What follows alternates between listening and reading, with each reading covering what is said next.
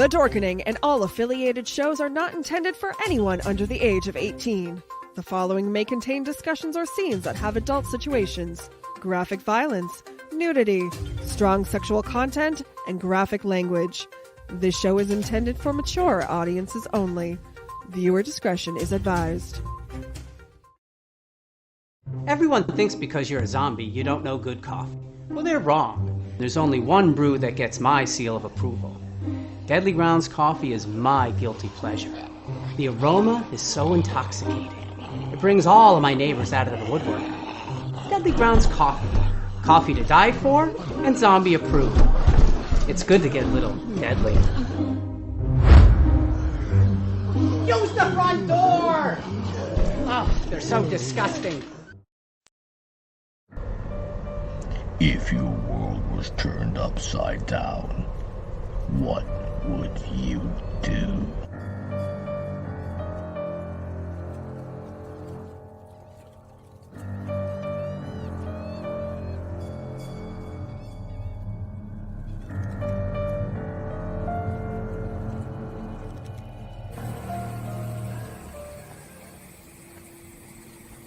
What the fuck are we gonna do now?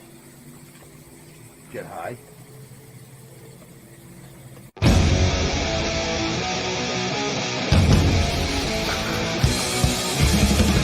We are the watching. We are the waiting. We are the remnant, host of vengeful souls forsaken. We'll show no mercy. We'll show no kindness. We'll strip your flesh and leave forgotten bones behind us. We are the uninvited. From focus, if you dare, we would be so delighted. We are the uninvited. From focus, if you dare, we would be so delighted for the chance to find you in despair. We are the uninvited. From focus, if you dare, we would be so delighted for the chance to find you in despair. Despair, you're often in despair. It was more fun that way.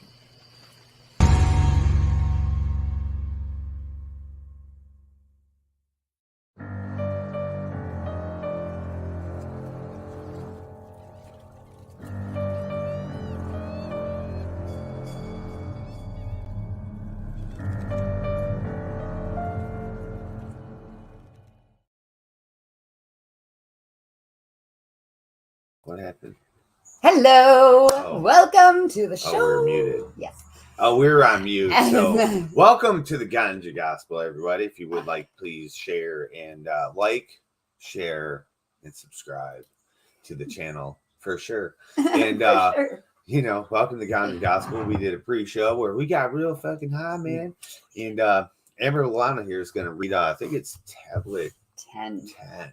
We're gonna read the 10th tablet. We're gonna do a little summary of what we took care of in the 9th tablet first. Exactly. You know, just a couple shout outs real quick. You guys want to check out Brain Jerk Entertainment. They're pretty fucking dope, man. And they do all kinds of cool stuff. The network might be interested in what they do. I don't know if you guys could collaborate in some kind of way, but that'd be pretty sweet. Shout out to the Dorkening and Still Toking with Hellfire and all them cats over there, by the way. Yes. And all those links are in the description below. So please absolutely. get those likes and shares out for them as well. Yeah, so, make sure you guys are checking out Brain Jerk Entertainment every day, man. They got all kinds of stuff they talk about, they do wrestling, the taste of, they do so many cool different things, man. Their future is bright. And then we also got painting with squirrels. I woke up yesterday to a music concert in my backyard. I was like, is there a music concert going on? I'm like, people are fucking cheering and clapping and shit. I'm like, what the fuck is happening out here? So check that out if you guys want to fucking do. What's up, Pillow Talk? Hell yeah. If you guys want to do some karaoke fun out there, man, that's pretty fucking awesome, you guys, man. It was a lot of fun. If you don't drink and you don't go to the bars for karaoke anymore, it's a lot of fun to do some stuff online for it. Saturday nights on Painting with Squirrels. Yeah, Saturday night. Or Saturday evenings or Saturdays. Saturdays. And check me out for the new Saturday Night Live show we're going to be doing. Yes. And I'm going to start off on our girl and I'll show you what we've been doing. And then we're going to move into all the fun people that we know and awesome growers that we know throughout the YouTube land. And we're going to be showing their videos because I watched the Creek Water today. And Creek Water, he's loving that Cushy Monster, everybody. Get you some Cushy Monster at thirdeyestrands@gmail.com. And he's loving that Cushy Monster, man. He got all kinds of phenos. He's got one that's an early pheno. The other ones are later. Blueberry is a later pheno. It's a later one. So, it's crappy like that. In Michigan, we have to have shit that's early, So, but yeah, check him out, man. He's got some big stuff growing. And I won't tell you to keep checking out other people because you got to come check out our show Saturday Night Live. So check out for the grow. Check these people out. And then, you sub up and follow them and all that good stuff. So today, I believe we're going to learn about Ishtaputin. Nah. And that's Noah. I think it's Ishtaputin, one of those dudes' names. And it's Noah in your biblical text. You might know him as whoever the hell you know him as. But this is the story of Noah, the truth, and how Noah knew to build something. He didn't build an ark. No animals went into a boat. None. The only animal that went into a boat was a person, a human animal.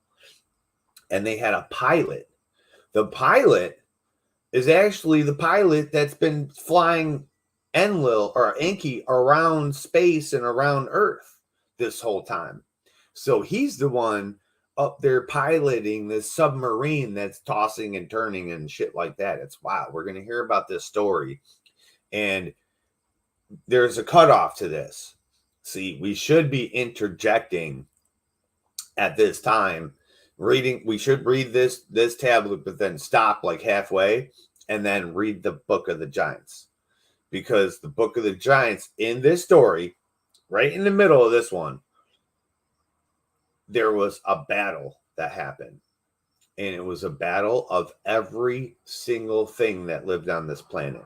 Every person, human type creature that lived on this planet went to war with each other. Humans, giants, fallen angels, whether you call them Gigi fallen angels or whatever you want to call them, and dark ones. You guys think you know what a demon is. You guys think because of religion, you know what a demon is and blah, blah, blah. But in the beginning, there is no demons. There's dark ones. The dark ones are earth spirits that have always been here. Those are tree spirits, water spirits, wind spirits, rock spirits. These things are fucking real. And they were the OGs. They were the OGs. And some of them are malevolent. Not were, they are. Some of them are malevolent. Some are cool. Some are real nice. Some want to play tricks on you. They'll be like, yeah, I'll be your friend. Let me, what do they call that? Let me possess you. Oh. Let me possess you. So they go, okay, cool. I'll possess you. Fly. So I'll possess you. And then when they do, they turn on each other. So you'll have a 3-mile tall giant. He'll get possessed and they'll armor this dude up. They'll strap weapons to him. They'll put full armor on him and have all kinds of weapons strapped to him. This dark one will possess that giant. And he'll be like, ha, ha, ha, ha, ha. As soon as that dark one's in control, he'll turn the fuck around and go at the giant's friends. And he's fully armored. It will cut down the whole entire army of that giant. And then before they're able to dismember them. And that's the only way they're able to kill these things is dismemberment. Full dick cut off, arms cut off. That's what they got to do. For some weird reason, they got to cut the dick off. That's the first like their thing. Power staff. That's the first thing they went for was the cock. They cut their dicks off. Cut the power. And it's a war over circumcision is what it is. And it's right in the middle of this story. Like how Enki like had to like forget about that and just write this story because this is like insane. Like everyone thinks this would be the coolest movie. No, telling you, the coolest movie ever would be The Lost Book of the Giants, the fucking war that happened when the floodwaters rose. That would be the most insane shit to ever watch. I mean, if I could just be fucking sitting on a hill and watching this go down, because there was humans, like our size people. They were giant humans. They were giants that, you know, various sizing from 10 feet all the way up to 3,000 L, whatever they say that was. But in that story, giants grabbed the top of mountains, broke them off, and threw them as boulders. That's what was written. Dude, could just imagine that. Get the fuck, I quit. Why would you fight that war? I quit. I quit. Dude, these humans, our size people, would climb up the legs of these motherfuckers and hack their dicks off and chop, chop, chop, chop, chop, chop, chop until these fucking things would fall, dude. Oh my God. We're going to get to that story. But first, on the Ganja Gospel, Tablet 10, books allowed by Amber Lalana. Amber Lalana, hippie witch. Share this out to your people. This one's going to be good. Strap in, everybody. This is the story of Noah and the great flood that destroyed the world that God never sent. Check this shit out. But first, the synopsis of the 9th tablet to refresh ourselves. In case you missed last week. Dick rain, totally. So last week, mankind proliferates. Adappa's line serves as royalty. Defying Enlil, Marduk espouses an earthling female. Celestial disturbances and climate changes affect Lamu. The Igigi descend to Earth, seize earthling females as wives. The promiscuous Enki begets a human son, Zusudra. Oh, Zusudra, sorry. Droughts and pestilences cause suffering on Earth. Enlil sees it as a fated retribution and wants to return home. Ninmah, aged by Earth cycles, also wants to return. A mystery emissary warns them not to defy their destiny. Signs increase of a coming calamitous deluge. Most Anunnaki begin to depart back to Nibiru. Enlil enforces a plan to let mankind perish. Enki and Ninmah start to preserve Earth's seeds of life. The remaining Anunnaki prepare for the day of the deluge. Nergal, Lord of the lower world, is to issue the warning. So that all happened last week. Nergal equals the devil. You want to say anything about last week's? Oh, no. Okay. So we're going to do this a little bit different. I'm taking notes and I'm going to talk at the end so she can read fully. Right. Synopsis of the 10th tablet. The mystery emissary. Flies, man. I know they're bad today. So bitches. The mystery emissary appears to Enki in a dream vision. Enki is told to save mankind through his son Zusudra. By subterfuge, Enki directs Zusudra to build a submarine. A navigator comes aboard, bringing Earth's seeds of life. Nibiru's approach causes the Whitelands ice sheet to slip. The resulting tidal wave engulfs the Earth with water. The remaining Anunnaki bewail the calamity from Earth orbit. That means they cry. They were upset. The waters recede. Zusudra's boat rests on Mount Salvation. Descending in a whirlwind, Enlil discovers Enki's duplicity. Enki convinces Enlil it was destined by the creator of all. They use the surviving landing platform as a temporary base. In a creation chamber there, crops and cattle are fashioned. Abundant gold is discovered in the lands beyond the seas. New space facilities are established in the olden lands. They include 2 artificial mounds and a lion-shaped carving. Ninmah offers a peace plan to resolve erupting rivalries. Okay, so 1 second here. Yeah, you're good. Have you guys ever heard of, the fuck is that called? Damn, I'm going to have to think of what it's called.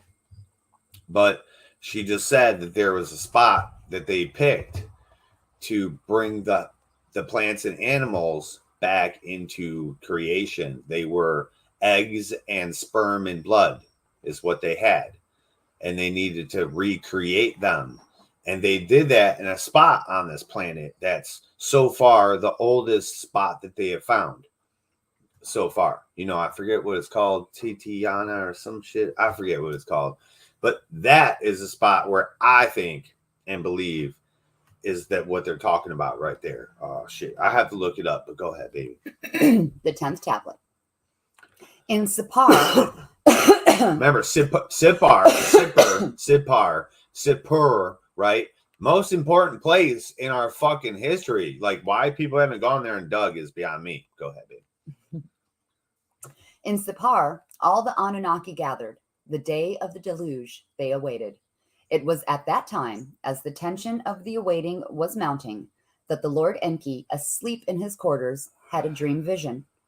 In the dream vision, there appeared the image of a man, bright and shining like the heavens. And as the man Enki approached, Enki saw that the white-haired Galzu he was. In his right hand, an engraver's stylus he was holding. And in his left hand, a tablet of lapis lazuli, shining smooth, he held.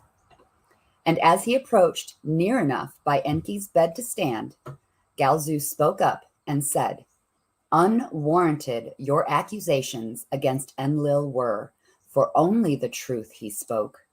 And the decision that as Enlil's decision will be known, not he, but destiny decreed.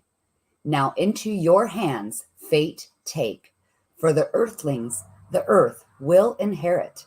Summon your son, Susudra, without breaking the oath to him the coming calamity reveal. A boat that the watery avalanche can withstand, a submersible one to build him tell, the likes of which on this table to you I am showing. Let him in it save himself and his kinfolk, and the seed of all that is useful, be it plant or animal, also take. That is the will of the creator of all." And Galzu, in the dream vision, with the stylus on the tablet, an image drew, and placed the engraved tablet by the side of Enki's bed. And after that, the image faded, the dream vision ended, and Enki, with a shudder, awoke. In his bed, Enki for a while lying remained. With wonder, the dream vision he pondered. What was there of the meaning? What omen did it hold? Then, as off his bed he stepped, lo and behold, there was the tablet. What in a mere dream vision he had seen now by his bedside materially was. With trembling hands, the Lord Enki, the tablet picked up. A design of a curious-shaped boat upon the tablet he saw. By the tablet's edge, measuring markings there were, the boat's measures indicating. Austere with awe and hope, the Lord Enki by sunrise for his emissaries quickly sent. Find the one called Galzu, and to him I must speak. So to them he said. By sundown all came back, to Enki thus reporting. None Galzu to find was able. Galzu, they said, to Nibiru did long ago return. Greatly baffled Enki was, the mystery and its omen to understand he strove.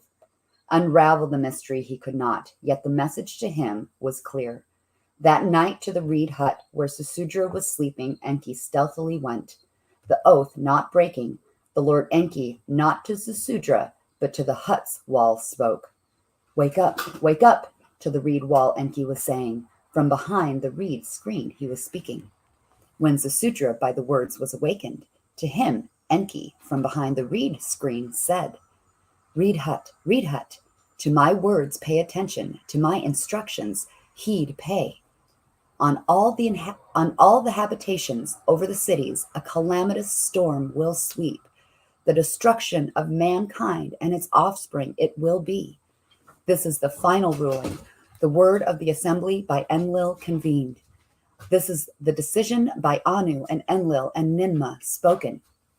Now heed my words. Observe the message that to you I am speaking. Abandon your house, build a boat, spurn possessions, save the life. The boat that you must build, its design and measurements on a table are shown. By the reed hut's wall, the table I shall leave. Make sure that the boat shall be roofed throughout. The sun from the inside must not be seen. The tackle must be very strong, the pitch strong and tight to ward off the water. Let the boat be one that can turn and tumble, the watery avalanche to survive. In 7 days build the boat. Into it your family and kinfolk gather. In the boat food and water for drinking heap up. Household animals also bring. Then on the appointed day, a signal to you shall be given. A boat guide who knows the waters, by me appointed to you that day will come. On that day, the boat you must enter. Its hatch tightly close you must. An overwhelming deluge coming from the south, lands and life shall devastate. Your boat from its moorings it shall lift. The boat in shall turn and tumble. Fear not, to a safe haven the boat guide will navigate you. By you shall the seed of civilized mankind survive. When Enki's voice fell silent, agog was Zecharia. On his knees prostrate he fell. My Lord, he shouted, your voice I heard. Let me see your face. Not to you, Zecharia, have I spoken. To the reed wall did I speak. So Enki said, by Enlil's decision, by an oath upheld, am I bound to that all that Anunnaki swore. If my face you shall see, surely, like all earthlings, you will die. Now, reed hut, to my words pay heed. The purpose of the boat, a secret of the Anunnaki, with you must remain. When the townspeople will inquire, to them you will so say, the Lord Enlil, with my Lord Enki, has angry been. To Enki's abode in the Abzu I am sailing. Perchance Enlil will be appeased. For a while a silence followed. Zecharia from behind the reed wall came, a tablet of lapis lazuli in the moonlight shining. He saw and picked up. The image of a boat upon it was drawn. Notches its measurements gave. Wisest of civilized men was Zecharia. What he had heard, he understood. In the morning, to the townspeople, he so announced. The Lord Enlil with the Lord Enki, my master, angry has been. On that account to me, the Lord Enlil is hostile. In this city I no longer reside can, nor in the Eden my foot set any more. To the Abzu, the Lord Enki's domain, I will there a sailing go. In a boat that must quickly be built, I will away from here depart. Thereby the Lord Enlil's anger will subside, hardships will end. Upon you the Lord Enlil abundance henceforth will shower. The morning was not yet gone when the people about Zecharia gathered. To speedily for him the boat build they each other encouraged. Timbers of boat wood the elders were hauling, the little ones bitumen from the marshes carried. As woodworkers the planks together hammered, Zecharia in a cauldron the bitumen melted. With bitumen the boat he waterproofed inside and out. As in the drawing upon the tablet, the boat on the 5th day was completed. 5 days. Eager to see Zecharia depart, the townspeople to the boat food and the water brought. From their own mouths sustenance they took. To appease Enlil, they were in a hurry. 4-legged animals into the boat were also driven. Birds from the field by themselves flew in. Into the boat Zecharia, his spouse and sons made embark. Their wives and children also came. Any who to the abode of the Lord Enki wished to go, let them too aboard come. So did Zecharia to the gathered people announce. Envisioning Enlil's abundance, only some of the craftsmen the call heeded. On the 6th day, Ningal, lord of the great waters, to the boat came. A son of Enki he was. To be the boat's navigator he was selected. What was his name? Ningal, Ninagal, Yeah. Lord of the great waters. A box of cedar wood in his hands he held. By his side in the boat he kept it. The life essences and life eggs of living creatures it contains, by the Lord Enki and Ninmah collected. Do you want to talk? No. I'm almost done with this first part. From the wrath of Enlil to be hidden, to life resurrect of earth be willing. So did Ninagal to Susudra explain. Thus were all beasts by their twos in the boat hidden. Now Ninagal and Susudra in the boat, the arrival of the 7th day awaited. In the 120th Shar was the deluge awaited. In the 10th Shar, and the life age of Susudra was the deluge forthcoming. In the station of the constellation of the Lion was the avalanche looming. That's the end of that first part. What is that? Then in case you want. Oh, yeah, no, go ahead. Okay. We have a new way of doing things.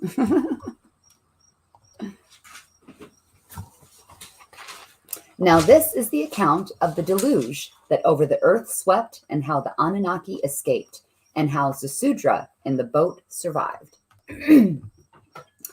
4 days before the day of the deluge, the earth was rumbling. Groaned 4 days or 4 days, not 4 days, just for days before. for days? Yeah, For days. for days. For days before the day of the deluge, the earth was rumbling, groan as with pain it did. For nights before the calamity struck, in the heavens Nibiru as a glowing star was seen. Then there was a darkness in daytime, and at night the moon as though by a monster was swallowed. The earth began to shake. By a net force before unknown it was agitated. In the glow of dawn, a black cloud arose from the horizon. The morning's light to darkness changed, as though by death's shadow veiled. Then the sound of a rolling thunder boomed. Lightning the skies lit up. Depart, depart, Utu to the Anunnaki gave his signal. Crouched in the boats of heaven, the Anunnaki heavenward were lofted. In Shurubak, 18 leagues away, the bright eruptions by Ninagal were seen. Button up the hatch, Ninagal to Susudra shouted. Together the trap door that the hatch concealed they pulled down. Watertight and closed completely was the boat. Inside not a ray of light penetrated. On that day, on that unforgettable day, the deluge with a roar began. In the white land, at the earth's bottom, the earth's foundations were shaking. Then, with a roar to 1,000 thunders equal, off its foundations the ice sheet slipped. By Nibiru's unseen net force, it was pulled away into the South Sea, crashing. One sheet of ice into another ice sheet was smashing. The whiteland's surface, like a broken eggshell, was crumbling. All at once a tidal wave arose. The very skies was the wall of waters reaching. A storm, its ferocity never before seen, at the earth's bottom began to howl. Its winds the wall of water were driving. The tidal wave northward was spreading. Northward was the wall of waters onrushing. The Abzu lands it was reaching. Therefrom toward the settled lands it traveled. The Eden it overwhelmed. When the tidal wave, the wall of waters, Shurubak reached, the boat of Susudra, the tidal wave from its moorings lifted, tossed it about like a watery abyss. The boat it swallowed. Though completely submerged, the boat held firm. Not a drop of water into it did enter. Outside the storm's wave, the people overtook like a killing battle. No one in his fellow man could see. The ground vanished. There was only water. All that once on the ground stood by the mighty waters away was swept. Before day's end, the watery wall, gathering speed, the mountains overwhelmed. In their celestial boats, the Anunnaki, the earth, were circling. Crowding the compartments against the outer walls, they crouched. What was happening upon the earth down below to see they strained. From the celestial boat in which she was, Ninmah, like a woman in travail, cried out.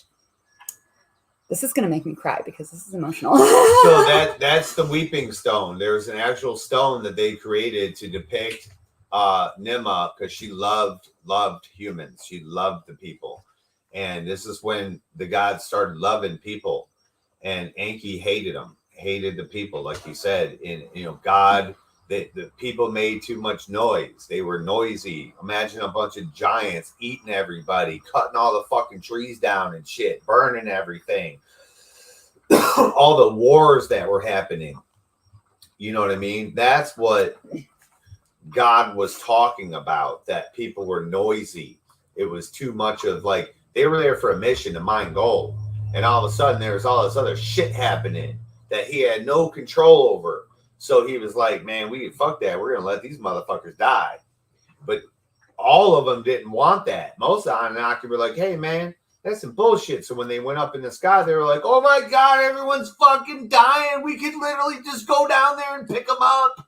Imagine all the people floating in the water, trying to survive, and all the fucking creatures of the deep oceans coming and eating them.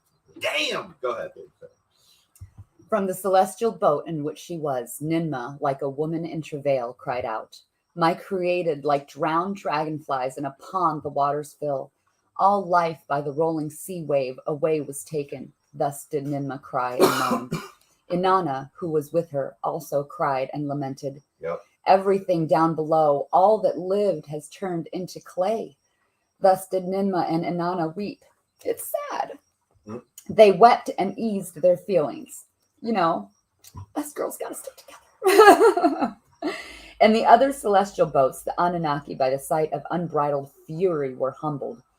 A power greater than theirs they with awe those days witnessed. For the fruits of earth they hungered.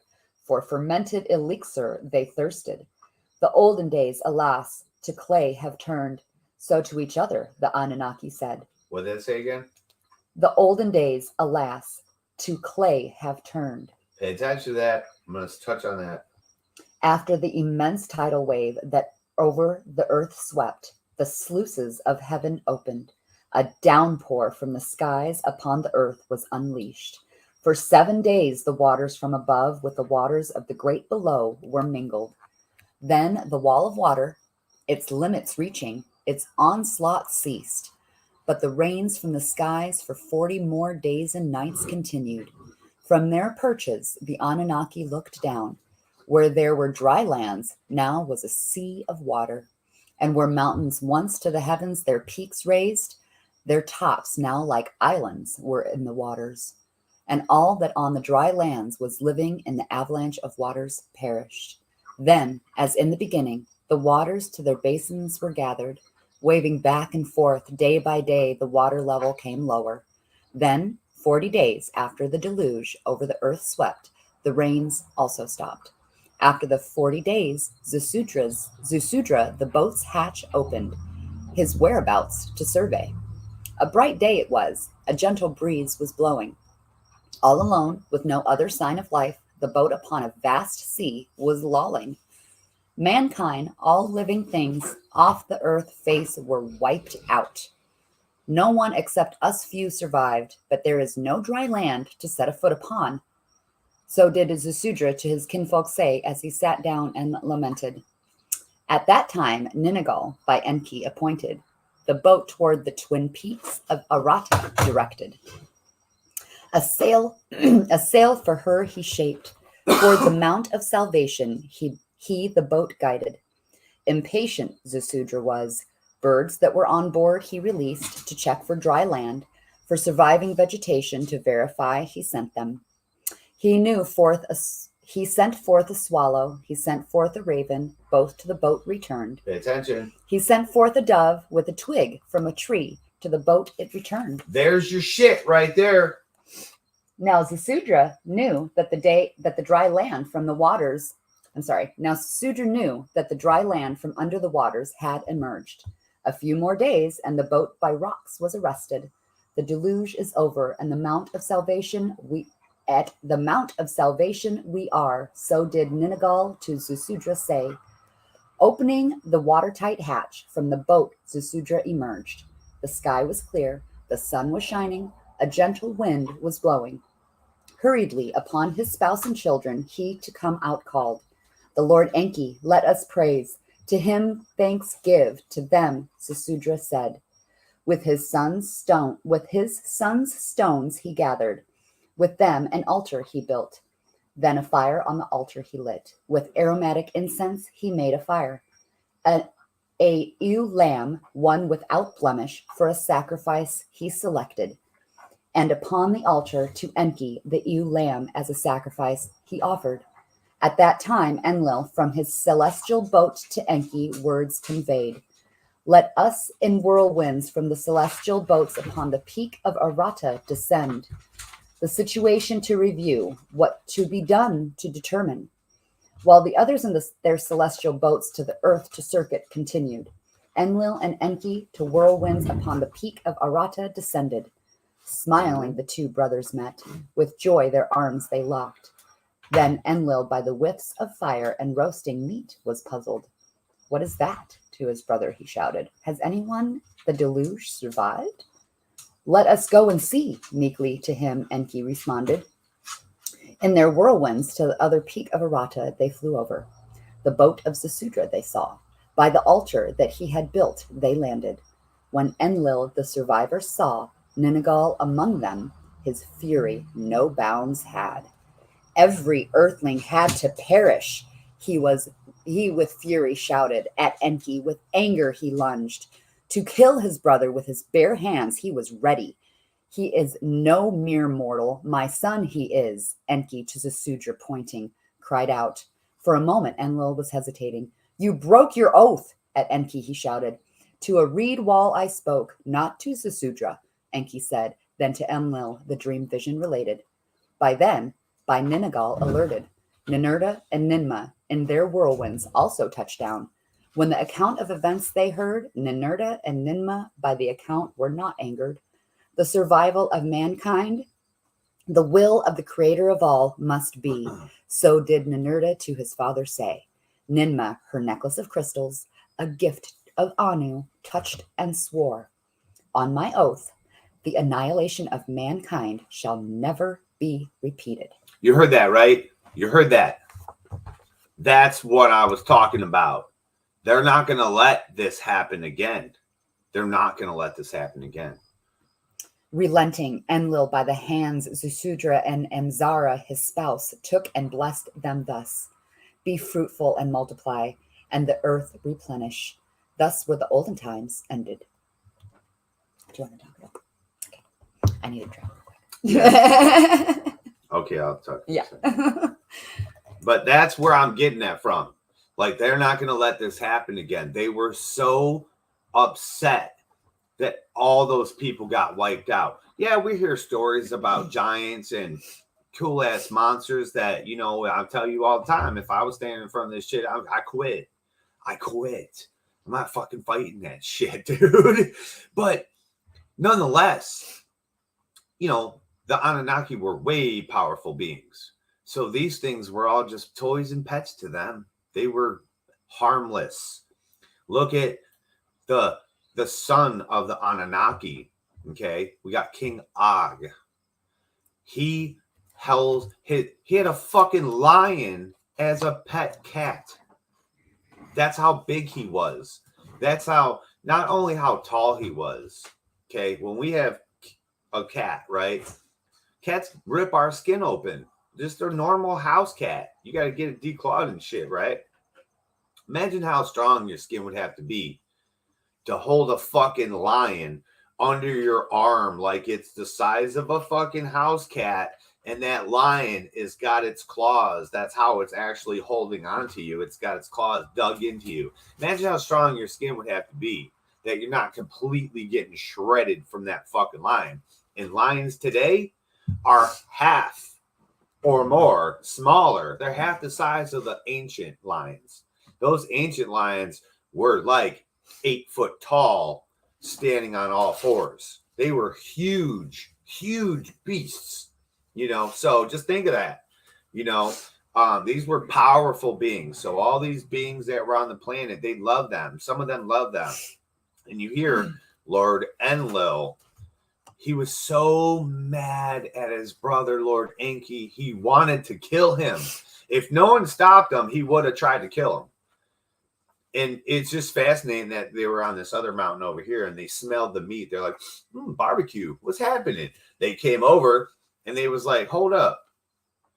Why is there a white dude cooking that bomb ass barbecue? Where's all the black people at? I think that's why Noah was pissed though. You know, Noah was pure white. The only survivors were him and his family.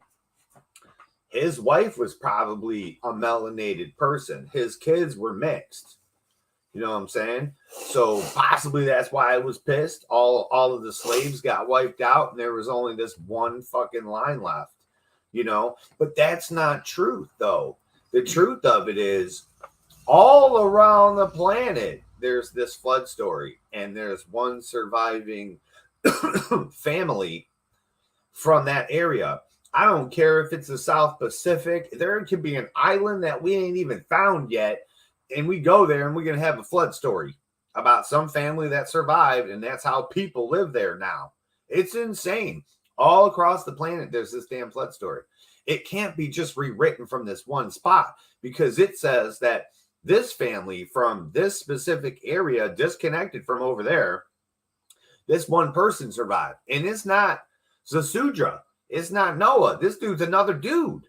You know, and that family survived. So it's very interesting to me. Plus Enlil or Enki, he played the little trickery, tomfoolery, or whatever you call it. He's like, I'm not talking to you, Noah. I'm talking to this Reed Hut, bro. You just make sure you write this shit down. I was like, you stoner ass. He's smoking. Like, he was told, like, do it in a way that you don't break the oath. How do you tell someone you're not supposed to tell? You tell them, but you say it at the wall. You just talk out loud. Make sure you're paying attention to me while I'm talking out loud, bro. You know what I'm saying? Because if you don't, you're fucked. You know, so that shit just, all this shit right here blows my mind. And to hear that the women, they were weeping, like Inanna. I think the actual weeping stone is of Inanna, not Nimma. But the fact remains that they loved the humans that they created. They had whole cities. Paris, that's where Inanna lived. Like Enlil was like, yo, you want a whole city? All right, go over there. We're not doing shit over there. You go over there. And what'd she do? She took the me formulas. She grabbed me formulas. She went over there, grabbed the creature that they made people from, put it in the science project, put the meson into it, created her own motherfucking people. That's the French people. That's the whole area over there way back when. That was Par Isis, right? Paris. That's Paris. Par Isis. Go ahead, baby. Okay. Now, for the conclusion of Tablet 10 and a big fat joint. What's up, everybody? Welcome to Ganja Gospel. Happy Sunday. This is Books Aloud by Amber Lalana, the beautiful hippie witch. Hello. The hostess with the most is. Now, this is the account of how survival on Earth was restored. Cheers, teacher.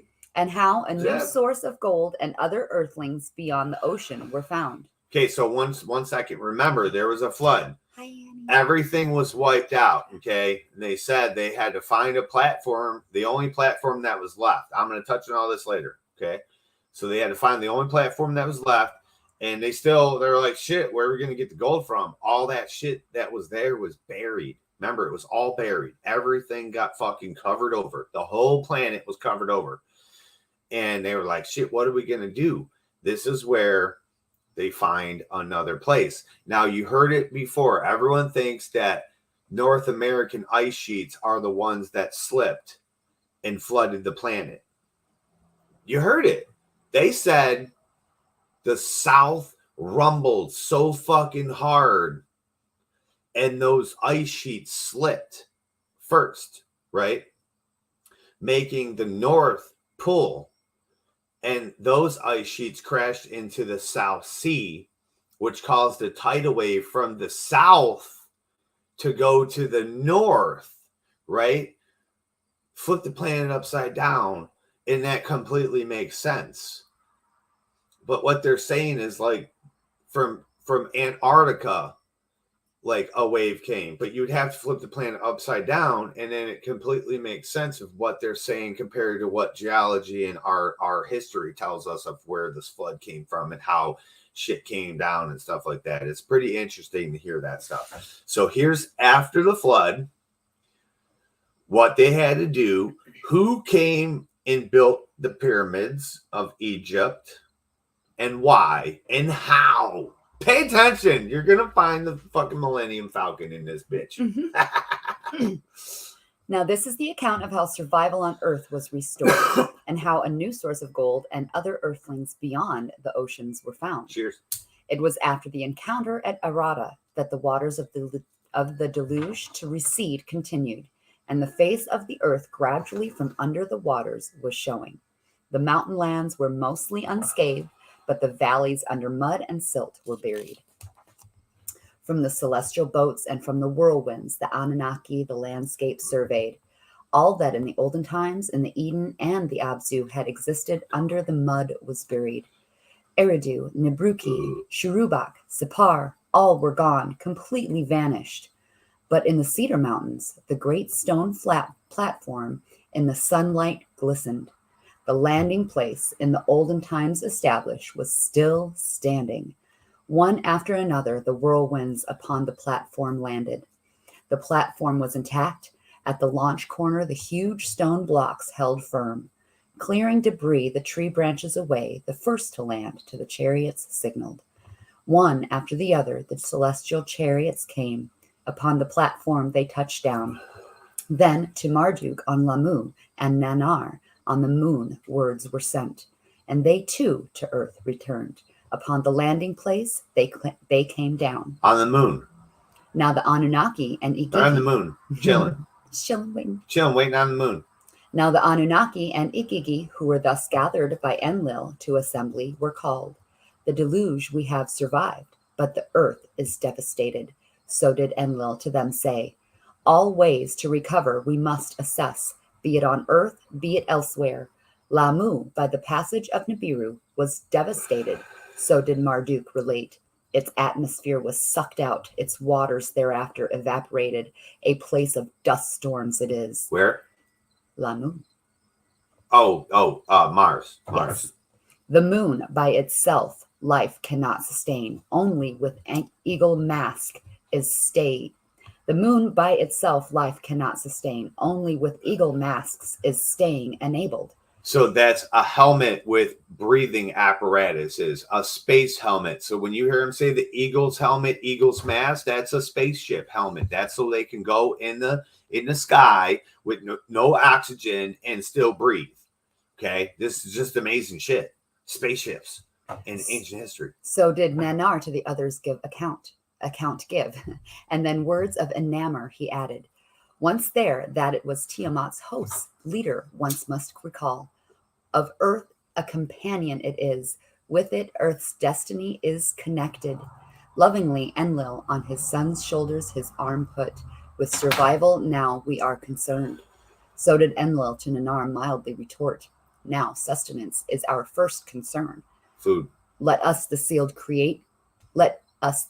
creation chamber examine. Perchance Nibiru's seeds we shall still find.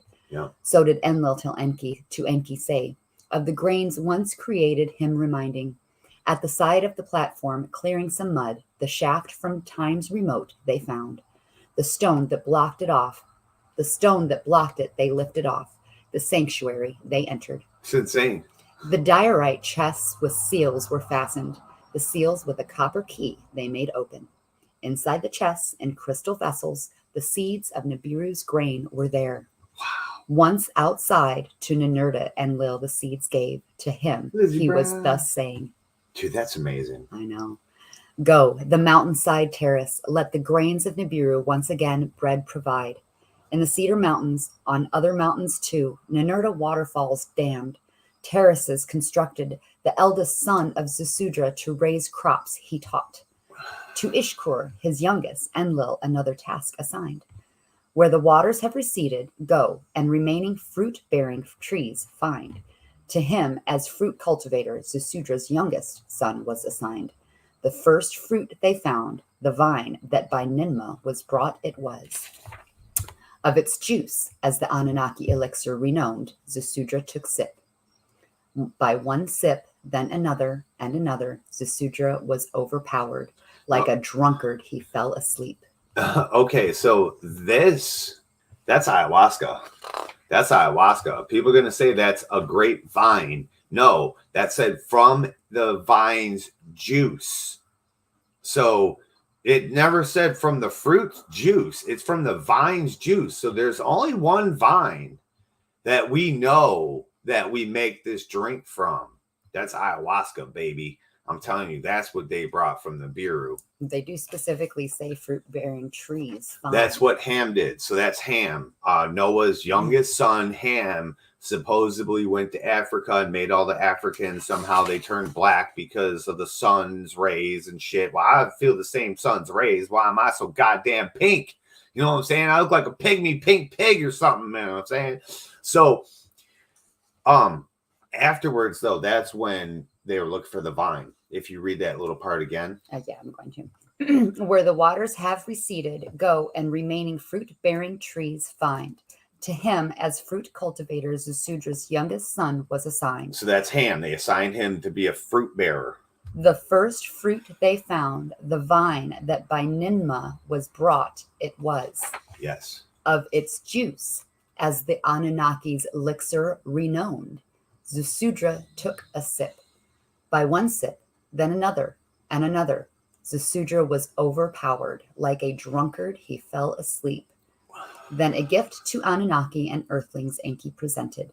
The chest that Ningal had carried he unveiled. Its surprising contents to all he announced.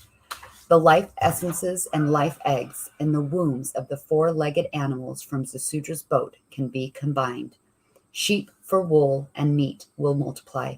Cattle for milk and hides will all have. Then, with other living creatures, the earth we shall replenish. To Dumuzi, the shepherding tasks Enki gave, and the task was Zasudra's middle son assisting. Then to the dark-hued landmass, where his and his son's domains had been, Enki his attention turned. With Ningal, at the confluence of mighty waters, the mountains he dammed. Fierce waterfalls to a lake he channeled to let the waters as a lake accumulate. Then the lands between the Abzu and the great sea with Marduk he surveyed, where habitations once were, the river's valley now to drain he considered. At midstream, where the river's waters cascaded, an island from the waters he raised. In its bowels twin caverns he carved out. Above them from stones sluices he fashioned. From there 2 channels in the rocks he cut. For the waters 2 narrows he fashioned. Thus the flowing waters from the highlands coming he could slow or let go faster. With dams and sluices, and to the 2 narrows the waters he regulated. You guys know what this is? Oh man, this is amazing.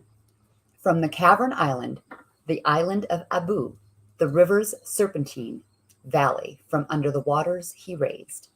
In the land of the 2 narrows, for Dumuzi and the shepherds, a habitation did Enki fashion.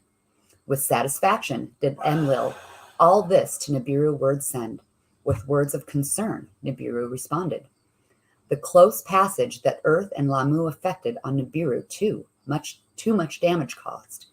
The shield of gold dust was torn. The atmosphere was dwindling again. Now new supplies of gold quickly were needed. Fervently to the Abzu Enki went. With Gibil, his son, to survey and search he journeyed. All the gold mines were gone.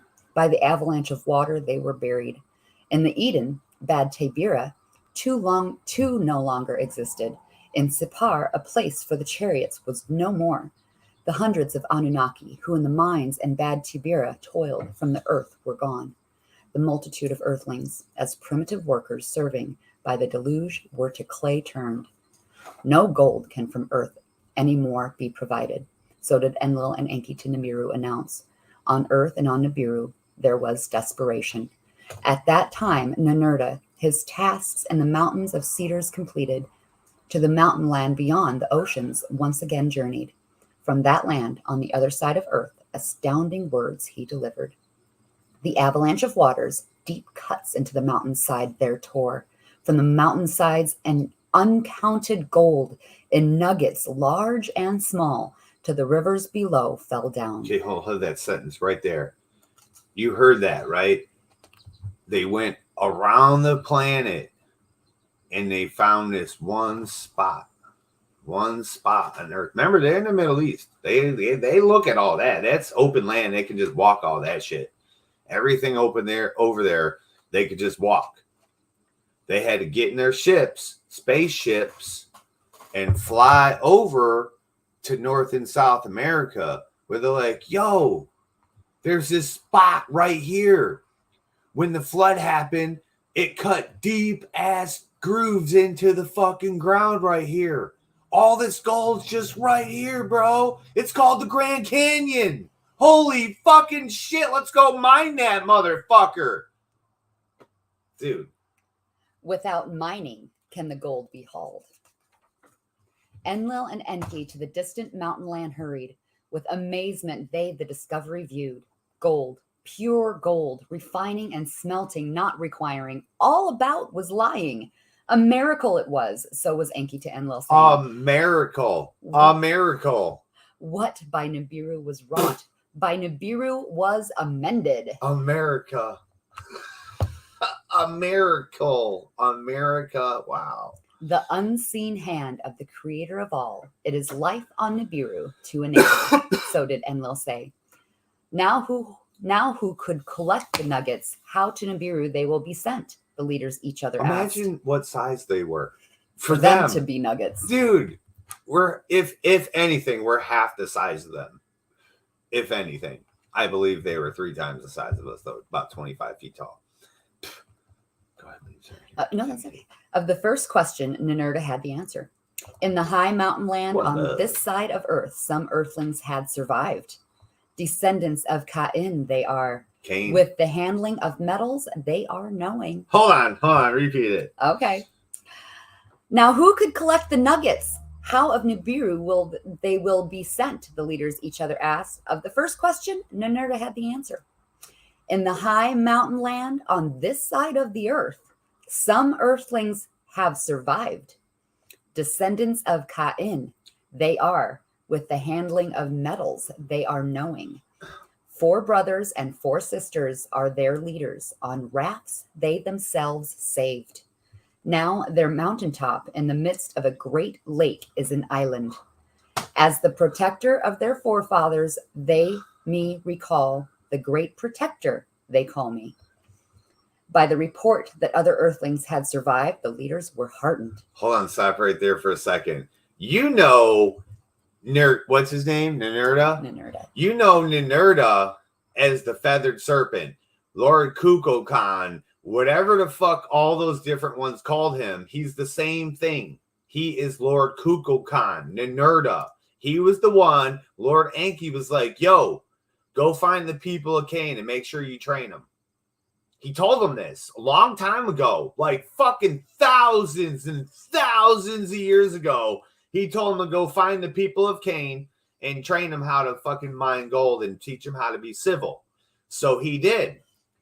I believe in the island of Mu, right? In the Polynesian Islands. I think he created the Asian people, the Polynesians, any motherfuckers that can't grow a beard. And nowadays, we've mixed so many of our cultures that these people can grow beards now.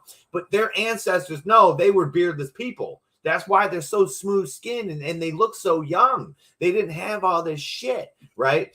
For real. So he created all these motherfuckers. So what did Ninurta do? He went over, grabbed these motherfuckers. They were uncivilized and barbaric like. He trained them and made them civil, taught them how to build a boat, a real boat, the first boat builders, which sailed across the fucking ocean to North and South America. They became the Mayans and Aztecs and all those other people. Okay. So now when they come over, they are like, oh, look, there's North America. Oh, there's a huge gash in the land right here. We are the only place that has that huge gash. it would still be here today in South America somewhere. Not saying that's not where they went. That's exactly where they went with South America. But here, California Gold Rush, we literally found the scraps. We found the dust that they left behind. You know what I'm saying? We found shit of garbage that they left. That's what they left here for, whatever. You know what I mean? There's still some in the mountain. Yeah, sure. They found billions and millions of dollars of worth. Imagine the gazillions. I don't even know what word you could say for the ungodly amounts of cold monetary money they took off of this fucking rock. Why are we floating away? More people. I think that's why they got to make more people, though, because make up for the gold. But anyway. That's a lot of weight gone, for sure. But anyway, so they went over, and the nerd was like, yo, there's already the people. They survived on the very tops of the mountains. What mountain would I be talking about in South Carolina, South America, right? This is where the motherfucking Aztec or whatever those people were went way the fuck up, Chichen Itza or whatever that shit is, way the fuck up in the damn mountains, in the clouds, people. And that's right down, right below is this lake. Right, we're gonna study all this. If I had it pulled up with the sharing thing, I would pull it up in. So maybe we'll do that after discussion. I just want to put you in the right round. We are in North America now. You go to Canada. This is the river they're talking about. Jesus is about to die in this motherfucking river on a goddamn what's that river that goes down? The flood, the falls, the Niagara Falls. Jesus is about to die in this motherfucker real soon. You're going to see Jesus about to die on the Niagara Falls, baby. But look, Niagara Falls wasn't where it was. It could have been all the way down in Ohio at that specific time. And you can go to Canada right now, and you can find that motherfucking platform she's about to tell you about right here. Inanna built this motherfucker. As the protector of their forefathers, they me recall. The great protector, they call me. By the report that other earthlings had survived, the leaders were heartened. Even Enlil, who the end of all flesh planned, was no longer angered. It is the will of the creator of all, to each other they said. Now let us a new place for celestial chariots establish. Therefrom the gold to Nibiru send. For a new plain whose soil has dried and hardened, they searched.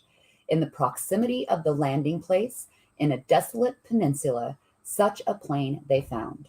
Flat as a quiet lake it was. By white mountains it was surrounded. Now this is the account of the new place of the celestial chariots, and the artificed twin mounts, and how the image of the lion by Marduk was usurped. In the peninsula, by the Anunnaki chosen, the heavenly ways of Anu and Enlil on earth were reflected. Let the new place of the chariots precisely on that boundary be located. North America.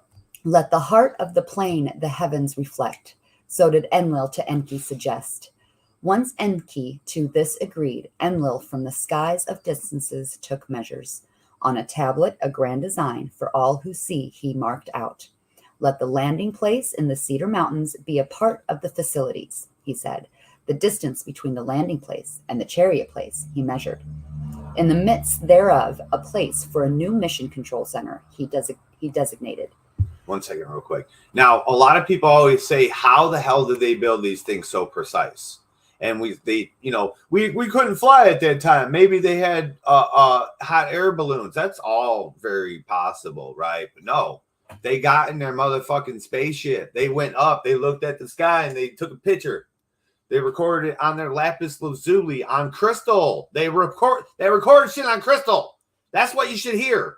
They recorded it on crystal. Fuck the lapis lazuli shit. They recorded shit in crystal. They looked up, took a picture. They looked down. They shot it on the ground, like if you were to like draw some shit on the wall and you had it going through a photo projector. They shot it on the ground and they built. It was that fucking easy. Go ahead, dude. You want this? Wow, it was chattering along. Gave you the weed. In the midst thereof, a place for a new mission control center he designated. There a suitable mount he selected. The Mount of Way Showing, he named it. Mount of Way Showing. A platform of stones, akin but smaller than the landing place, to be built there he ordered. Man, shit's crazy. In its midst, a great rock was carved inside and out. To house a new bond heaven earth, it was made. A new navel of the earth, the role of Nibruki before the deluge to replace. The landing path on the twin peaks of Arata and the north were anchored. To demarcate the landing corridor, Enlil 2 others set of twin peaks required. To delimit the landing corridor's boundary, ascent and descent to secure. In the southern part of the desolate peninsula, a place of mountains, twin adjoining peaks Enlil selected. On them, the southern delimit he anchored. Where the second set of twin peaks was required, mountains there were none. Only a flat land above the water-clogged valley from the ground protruded. Artificial peaks thereon we can raise. So did Ningazita to the leader say. On a tablet, the image of smooth-sided, skyward raising peaks for them he drew. Of it can be done. Let it so be. Enlil with approval said. Let them also be beacons serve. On the flat land above the river's valley, Ningazita a scale model built. The rising angles and 4 smooth sides with it he perfected. Next to it, a larger peak he placed, its sides to the earth's 4 corners he set. By the Anunnaki, with their tools of power, were its stones cut and erected. What? No fucking chicken bones and rocks and copper tools? No. Oh, 1 second. So listen, if you guys don't know what the fuck's happening, when Nibiru, I have to stop you here because this is right on the point. They might not know what I'm talking about later. Nibiru goes through, fucks our planet up. It fucks up our magnetic, our electromagnetic sphere, the bubble we're in, how our shit works, right? They had to remake the grid. They had to remake the grid. They had to restart power, go across this planet. Before this happened, there was no need for Stonehenge. There was no need for all these power grids you see all over, these frequency grids that draw off the natural energy of the earth. There was no need for any of these. There was no need for pyramids. That's not their house. That's not their house. When you say temple, that was their house. We say it's a temple. We go there and worship because that's where they lived. When they walked with the earth with us, that's where they lived. When we want to go visit them and say, yo, man, can you change something in our place?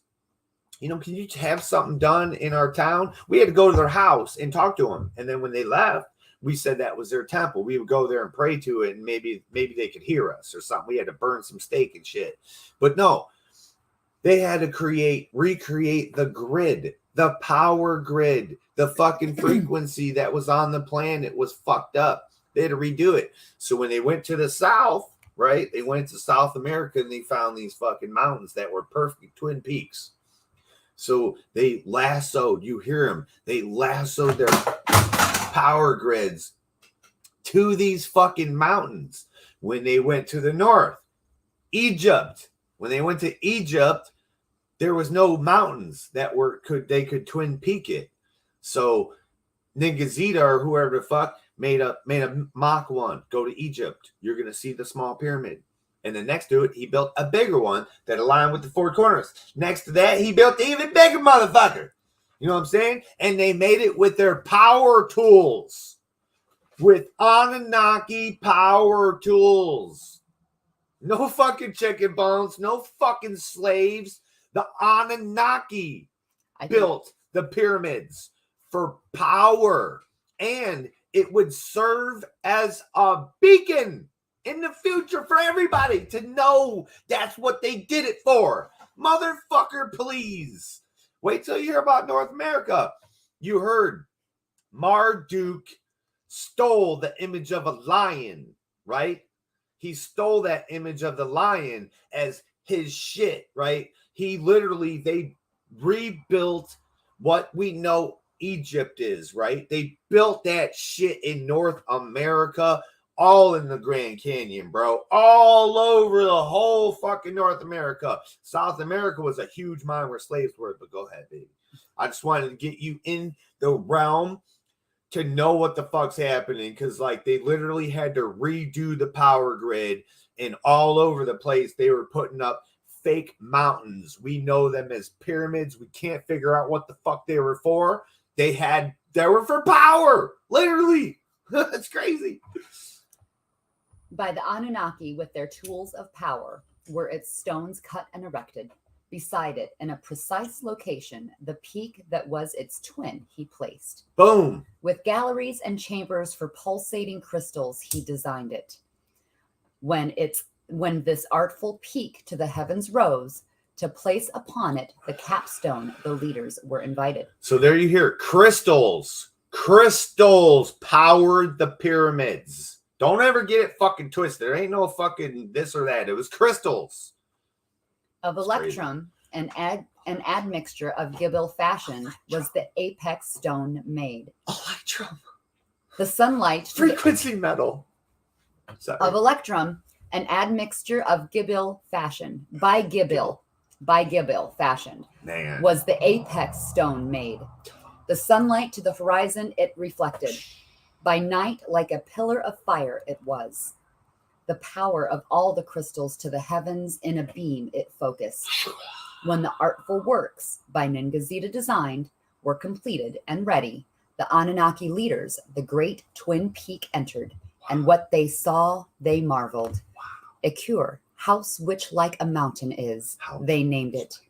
A beacon to the heavens it was, that the Anunnaki, the deluge survived and prevailed forever, it proclaimed. Now the new space of the celestial chariots gold from across the seas can receive. From it the chariots to Nibiru, the gold for survival shall carry. From it to the east, where the sun on the designated day rises, they will ascend. To it in the southwest, where the sun on the designated day sets, they will descend. Then Enlil, by his own hand, the Nibiru crystals activated. Inside, eerie lights began to flicker. An enchanting hum the stillness broke. Outside, the capstone all at once was shining, brighter than the sun it was. Wow. The multitude of assembled Anunnaki a great cry of joy uttered. Ninmah, by the occasion, was moved. A poem recited and sang. House that is like a mountain, house with a pointed peak. For heaven, earth it is equipped, the handiwork of the Anunnaki it is. House bright and dark, house of heaven and earth. For the celestial boats it was put together by the Anunnaki built. House whose interior with a reddish light of heavens glows. A pulsating beam that far and high reaches it emits. Lofty mountain of mountains, great and lofty fashioned. Beyond the understanding of earthlings it is. House of equipment, lofty house of eternity. Its foundation stones the waters touch. Its great circumference in clay is set. House whose parts are skillfully together woven. The great ones who in the skies circle to a resting make descent. House that for the rocket ship is a landmark with unfathomable insides. By Anu himself is the Ekur blessed. Thus did Ninmah at the celebration recite and sing. Imagine all those names. That's like Rocky Balboa coming out. You know, saying all the names and shit, and how glorious. She was so taken back by this building. That, what does that tell you? That tells you that's not their normal architecture. Making those pyramids was not a normal thing for them. They just did that to reboot everything on this planet. So that tells you straight up that in Nibiru, they don't build pyramids. Okay. I've read documents and other writings about the truth, you know, shit about they have Anunnaki records of Nibiru. They state that they grew their spaceships and their houses out of crystal. Bro, tap me in, bro. I want some of that. Just let me know it's that much, please. It's just amazing. You got on there. While the Anunnaki, their remarkable handiwork, were celebrating, Enki to Enlil words of suggestion said, When in future days it will be asked, when and by whom has this marble been fashioned? Let us beside the twin peaks a monument create. The age of the lion, let it announce. Oh, shit. The image of Ningazida, the peak's designer, let its face be. Let it precisely toward the place of the celestial chariots gaze. Okay, now stop right there. So Twin Peaks, there's a lion. So that marked what age it was. What age those pyramids were built in the age of the lion. So we got to go way the fuck back and figure that shit out. But then also, instead of a fucking lion head, there was never a dog head, never anything head. They carved the head specifically into who? Into Ningazida. Ningazida's face.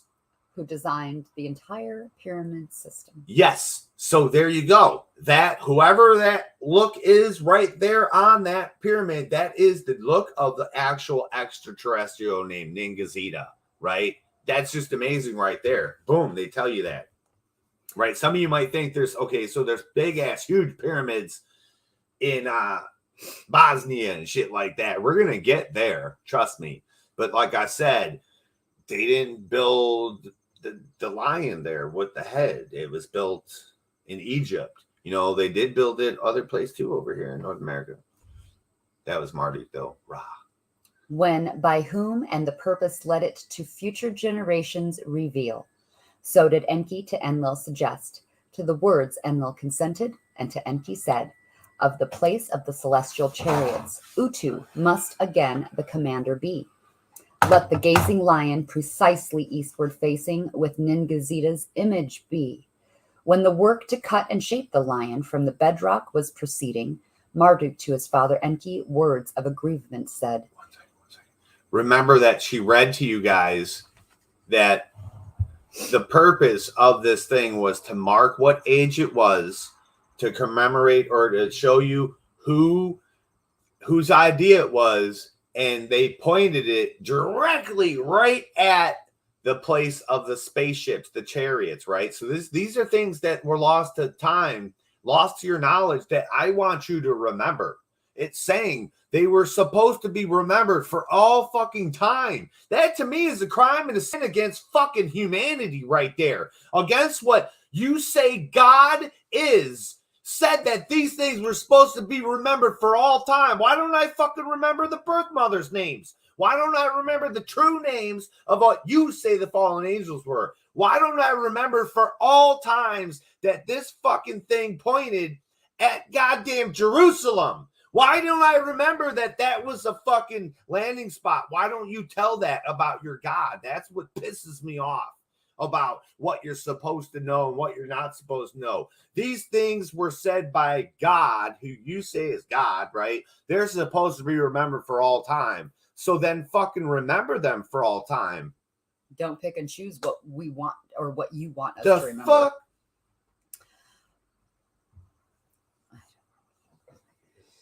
Marduk to his father Enki words of aggrievement said, to dominate the whole earth to me did you promise. Now command and glory to others are granted. Without task or dominion I am left. In my erstwhile domain are the artificed mounts situated. On the lion the image mine must be. Ooh. By these words of Marduk, Ningazida was angered. The other sons were also annoyed. By the clamor for domains, Ninurta and his brothers were also aroused. Lands for themselves and devoted earthlings everyone was demanding. Let not the celebration a contest become, Ninmah amidst the raised voices shouted. Remember, this generation, millennials. These are the millennials. Marduk's not. He's one of the firstborn sons, but the others are millennials. All his younger brothers and sisters and shit, they're like, oh, wait a minute. All this land's up for grabs? There was tons of land now. Everything you see now was what was available then. The earth is still in havoc. We Anunnaki are few. Of the earthlings, there are only survivors. Let Marduk, Ningazida, of the honor not deprive. Let us Marduk's words also heed. So did Ninmah, the peacemaker, to the contending leaders say. For peace to prevail, the habitable well, I couldn't say that. The habitable lands between us should be apart set, Enlil to Enki said. To make the peninsula an uncontested divider, they agreed. To the peacemaker, Ninmah, they it allotted. Tilman, land of the missiles, they named it. To earthlings it was beyond bounds. The habitable lands to the east thereof to Enlil and his offspring were set apart. For the descendants of 2 sons of Zusudra, Shem and Japhet, therein to dwell. The dark-hued landmass that the Abzu included to Enki and his clan was for domains granted. The people of Zusudra's middle son, Ham, to inhabit it were chosen. To make Marduk their lord, of their lands the master. Enki to appease his son suggested. Can we go back right to the beginning of that thing? Because this is so important, right? You heard what the fuck they said. The Abzu land was granted to Enki and his clan. Then Ham went to a different place. Ham went to a different place. So if they say Ham went to Africa, and that's not where Lord Enki was, he's in the Abzu, bro. Him and his people. Oh, the Abzu's not in Africa. See what I'm saying? Go ahead, baby. Did you want me to reread? Yeah, reread that for a second. So I want you to sure which part you want me to read. the whole thing. Go from here. Right here? Yeah. Okay. To make the peninsula an uncontested divider, they agreed. To the peacemaker, Ninmah, they it allotted. Tilman, land of the missiles, they named it. To earthlings, it was beyond bounds. The habitable lands to the east thereof, to Enlil and his offspring, were set apart. For the descendants of 2 sons of Zusudra, Shem and Japhet, therein to dwell. The dark-hued landmass that the Abzu included to Enki and his clan was for domains granted. Dark-hued lands. The people of Zusudra's middle son, Ham, to inhabit it were chosen. To make Marduk their lord, of their lands the master, Enki, to appease his son, suggested.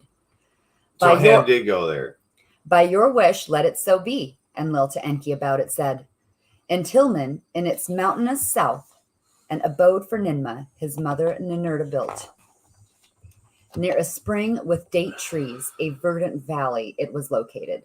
The mountain peak Ninurta terraced, a fragrant garden for Ninmah he planted. When all was thus completed, a signal to all outposts on earth was given.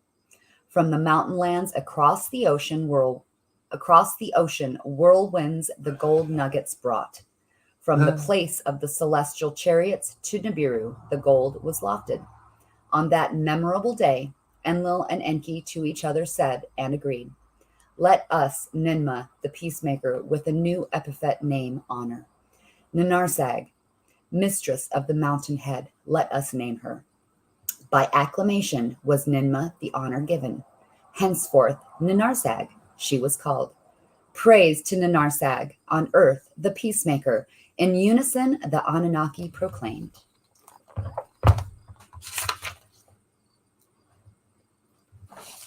Is that it? Oh, wow, that was amazing.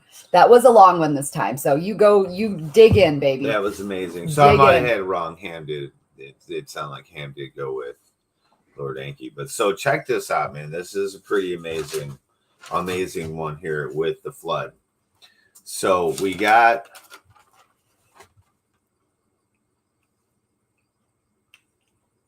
oh yeah, it's all the way over here, man. Shit. You've been note taking. A couple pages of shit. All right, so check this out. We start off with the beginning. So Adapa's line serves as royalty. So you hear that. So it doesn't like they don't become the royalty. They serve. They're still serving a purpose, right? As royalty. So royalty is meant to keep us in line. That's what it is. So the Anunnaki needed somebody to keep us in line. So they put royalty in charge of us. And later they put religion in charge of the royalty. It's insane. I know. Okay, so just remember that. So Adam's line, when you hear of Adam and Eve, now they were put to serve as the royalty for humanity. They were the king and queen of the planet. There was no this land and my land and your land. There was the planet. There was humanity. We were one people. Obviously, they didn't know about all these people underground mining and shit. Like, imagine a big flood comes and those people don't know shit. You know how many people are underneath the ground? That it's insane. Like, they're digging up giants and they're like, oh, there's giants and shit. No shit. There's fucking tons. They're all got fucking flooded. They all got drowned out by the flood. We're going to get to that shit. I wish we had a longer period of time where we could really cross-reference all this stuff, but we're going to do this in the future in segments because the mud flood is evident here. It talks about it, right?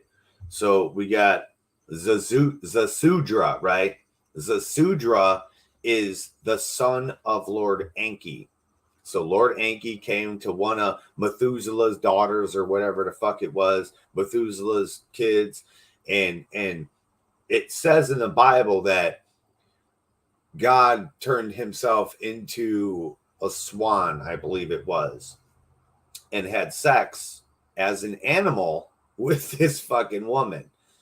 In this tale, it says that Lord Enki saw her at a fountain, caused his phallus to drip, and you know when the pre-cum comes to those guys, they was banging. Their dick was hard. There was pre-cumming. They was getting it in. That, you know, he has the holy seed. He has the blueprint, baby. He has that when you think of something that's like you got a breeding project going on, you got that shit up on the shelf, and that's your prized possession. That's what he owned in his body. You know what I'm saying? He produced this.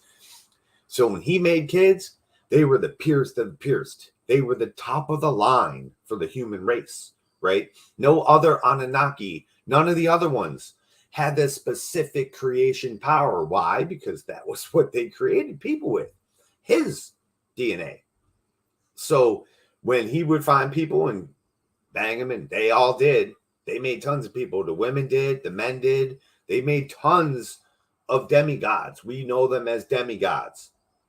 So he created Zasudra, and that's Noah for those times. Now, way before this, we got all kinds of people in history, you know, like Achilles and all these other people. Was this before or after the flood? There's 15,000 years after the flood and Jesus. So, you know, there's plenty of time that could happen of all this other stuff, like Hercules. You know what I'm saying? So, Nergal, he's one of Lord Enki's sons. He's known as Lord. Oh, no. That's Lord of the Underworld, okay? Oh, it's say. Oh, yeah, Nergal's Lord of the Underworld. So at the time, he would have been known as like Satan or the devil. You know what I'm saying? As we think of him, red horn sitting on a throne or something like that. But no, he's just like the leader of the people that live in the inner earth. That's inner earth they're talking about. When they say underworld, there's no flat earth. There's no underneath. There's like this fucking pit of lava and fucking, well, there is in the earth, there's lava and shit, but there's also oceans. How could there be lava and oceans at the same time? Because, you know, in California, it's treacherous. And in Florida, I turn purple. It's so fucking hot. But up here in Michigan, it's beautiful. How could that be in the same little area? Well, that's exactly how it is in the inner earth. You know what I'm saying? And then there's other pockets that they've carved out. Now, you heard her just say that when they activated the pyramid, and y'all saw they had those watches. That watch, if you look at what that picture is, that's a frequency picture. That's a vibration. That's an actual, they're showing you that circle held a certain vibration. So they said with Lord Enki's touch, right? The crystals vibrated with such brilliance that the light that shot out of this fucking mountain of mountains, the house like a mountain, a pyramid, right, was brighter than the sun. That's how they, black hole sun, baby. That's how they light up the fucking caverns and shit. That's why in every single cavern, you're going to see when they really uncover the truth about Antarctica and not all this supposed stuff and people say this, and when they tell us the truth, you're gonna see that all these pyramids light the fucking way. They light shit up. They beam to space, baby. And when you come in from space, them spaceships can go right to it. There's a landing spot right there. The huge motherfucking lion shows you where to go land. They don't need lights. They don't need like the strip and shit. Here, go land right there. Boom. And then right there, they'd have all the cities and shit. So there's this guy named Galzu. He's the mystery emissary that keeps showing up. He showed up in person in physical form. Now, they know him as some old dude from Nibiru, but supposedly Galzu says he went to school with Nimma. Now, whether that be the same age or he's saying maybe he studied under the same shit she studies under, like the frequency and stuff like that. Like she was the sucker healer frequency person. You know what I'm saying? She was the witch. She's the witch. Like Inanna, she's the witch. They were witches. They were all witches. Witches and wizards, man. Some were more military wizards, but they still had all that power and they knew it. And once they tapped in, they were like, no, bitch, I'm God. And they were like, oh, God damn, motherfucker. Because they had military power too. So they was like way stronger, you know what I mean? So he shows up a couple times. Both times, it was to steer the hand of the Anunnaki to somehow keep humans around. Let us be here. By destiny, they say. Not by fate, by destiny. They say that humans were supposed to be here. So for some reason, the God frequency, the God vibration wanted humans to always be created, it says. Or possibly it was the fluke that happened and he just sat back and was like, oh shit. Thumbs up to that. We're keeping them. Yeah. That's kind of cool, bro. Look what you guys just did. Bravo. We're keeping them. I kind of like this, but let's see what happens. Well, that's cool. You knocked out all those other ones that were eating the little ones. Let's keep these little ones. They're kind of cool. They fit in real good. We cut down all those big fucking trees that make people ask questions. Let's go with this world. This kind of looks cool, man. Let's let them go. Each time they bring the stylus, the God pen, the vibranium, bro. Let me get some vibranium. That's frequency metal, a vibrating metal in a crystal. It's like a little lightsaber, bro.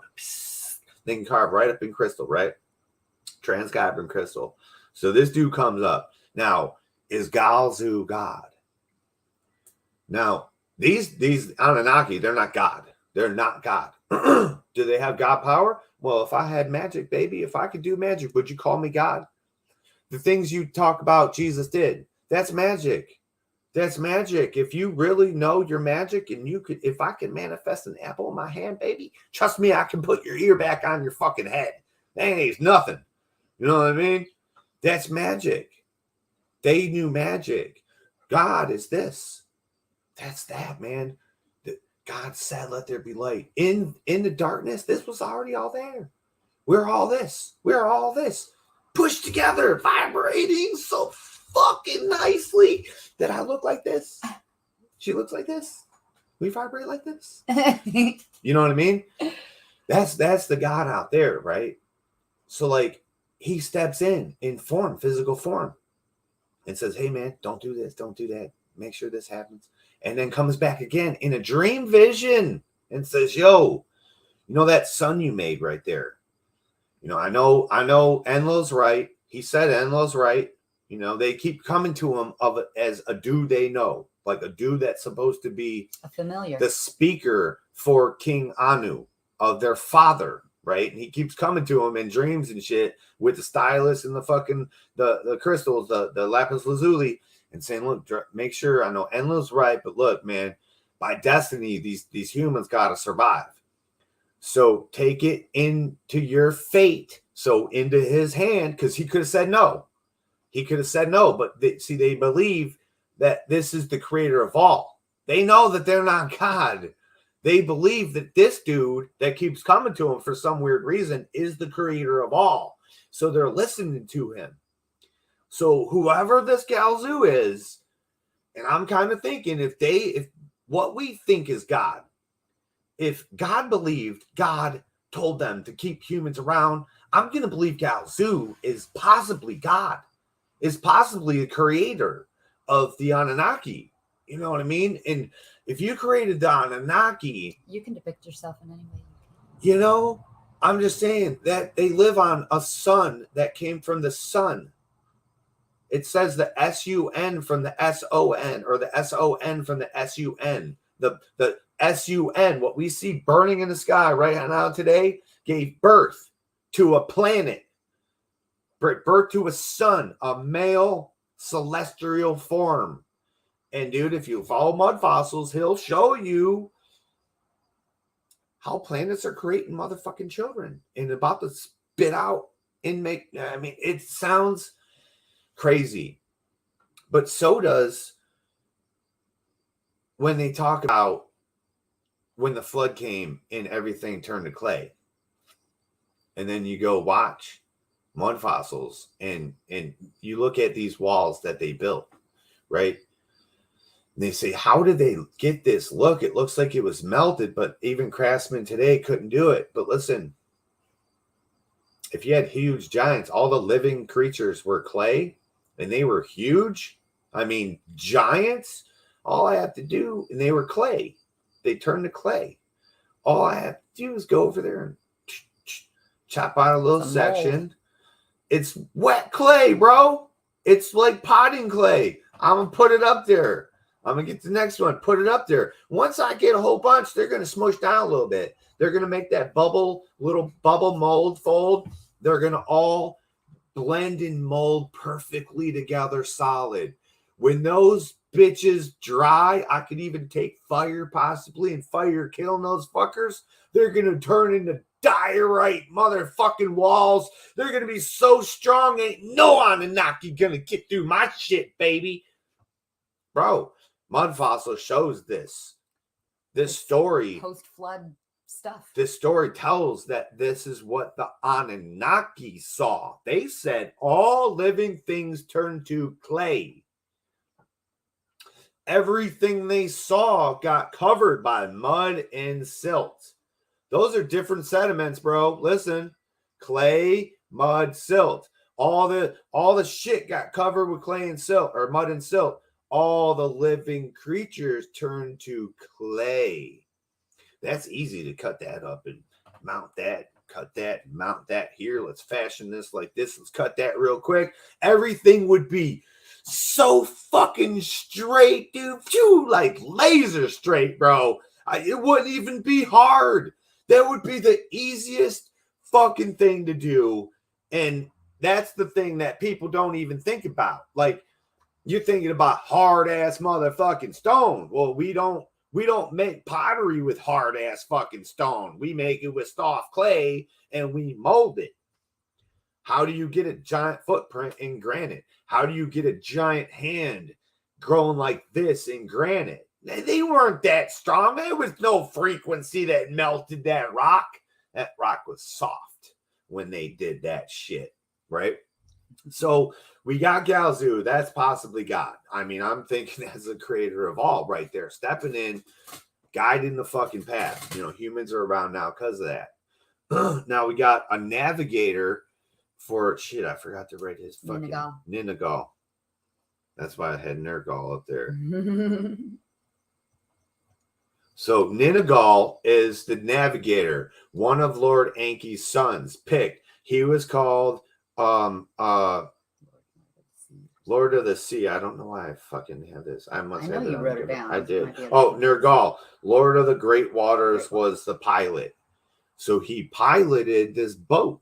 It wasn't even a boat. It was a submersible. So it could toss and turn in the great fucking flood. There's a wave coming. This wave's going to be a tidal wave, baby. They said they saw it from space. It touched the outer atmospheres. You know what I'm saying? It was up in the clouds, motherfucker. Ah! So it washed everything away. Everything was washed away off the earth. Some things were left there. Now we see in South America, on the highest peak in South America, there's this place that looks, they can't figure out. It's got H blocks there. They can't figure out how it was destroyed. It doesn't look like it was blown up, but that was the flood. Phew. Toppled that bitch like crazy. They even said that it was all toppled. Nothing was left. They couldn't find any of their shit. None of their cities were left standing. The only thing left was their platforms that were made with huge fucking stones. Just one. Though. Well, one that was visible. That was the visible one. You know what I'm saying? And that was the one that was in the Cedar Mountains, right? The original land and place where I believe Lord Enki created his thing. You know what I'm saying? It could be possibly the one in Jerusalem. But Jerusalem was the place of the rocket ships where they would shoot the fucking rockets off into space and get the gold off. That's why the lion is facing the place of the rocket ships, not the place of the landing, right? So the landing is where Enlil went and built the fucking, what's that place? The Temple of Baal. He built the Temple of Baal. That's not what it was. It was original landing spot. If you go look at these places, they go, how the fuck did humans lift these rocks that were 100 fucking tons? And they always put up there in comparison of what that would be like in cars and elephants and whales and all kinds of stupid shit, you know, and it showed that no people could lift that. Giants could totally lift that. And for a long time, I believe that giants lifted that until I read deeper and learned deeper that nope, no giants lifted that. Anunnaki did this shit. Most of the time, it was their spaceships. They literally have tractor beams. They picked it up. Now, in other writings that we're going to read with her, Amber Lilana, the hippie witch, beautiful. She's going to read that in South America, they have a tale. You know, they said that their god, a great winged bird, flew over to a mountain and grabbed these big, huge rocks and flew over here and built this fucking pyramid. Well, that's their spaceships cutting the rock out, tractor beaming it, and putting it in place. And they, side by side, we're going to read them talking about it, and the Native Americans, the indigenous South Americans talking about the great birds that did this. And then Anunnaki are going to talk about how they built the shit and how they went over here and mined the shit out with their... It's so great. I'm like, oh my God, this is so crazy to like see this exact piece side by side. Though on this one, you're gonna die of that. So Mount Salvation is where Noah landed, and he didn't land there himself. He had a pilot that put a damn sail on the submarine after it tossed and turned and shit. Okay, so it's a sub, not a boat, and it was seeds. It was seeds of life, not animals. Now, we did hear that when they opened the doors and there was all the people standing out there, and he said, hey, anyone that wants to live, get in this boat before that fucking wave comes. And they're like, just shut the fuck up, dude. You're full of shit. Ain't no wave coming. It don't rain around here. All the trees are gone. Now, if you don't know anything about cutting of the trees, we can go real deep into that, and you can do experiments.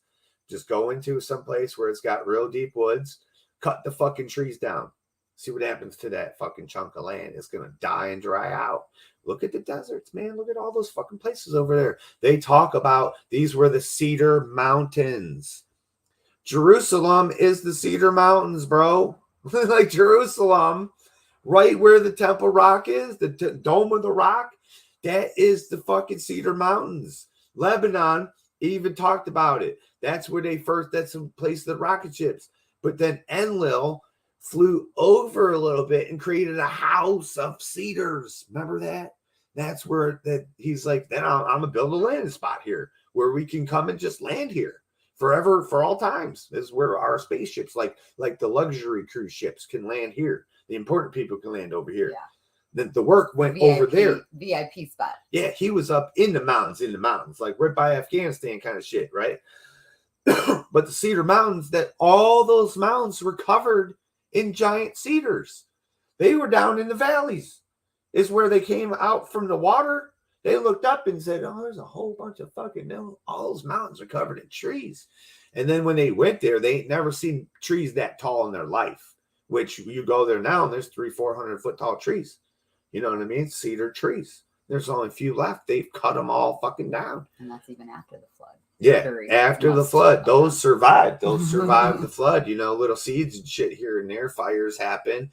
Things propagate, right? We got redwoods that survived, But redwoods aren't even as old as we're talking about here because the flood, I recorded it to be about 15,000 years ago. But then I stopped. I kind of stopped at the age of Jesus and didn't go any further because, they say from the age of Jesus to now is like 2,000 years. I really think that's a fucking lie too.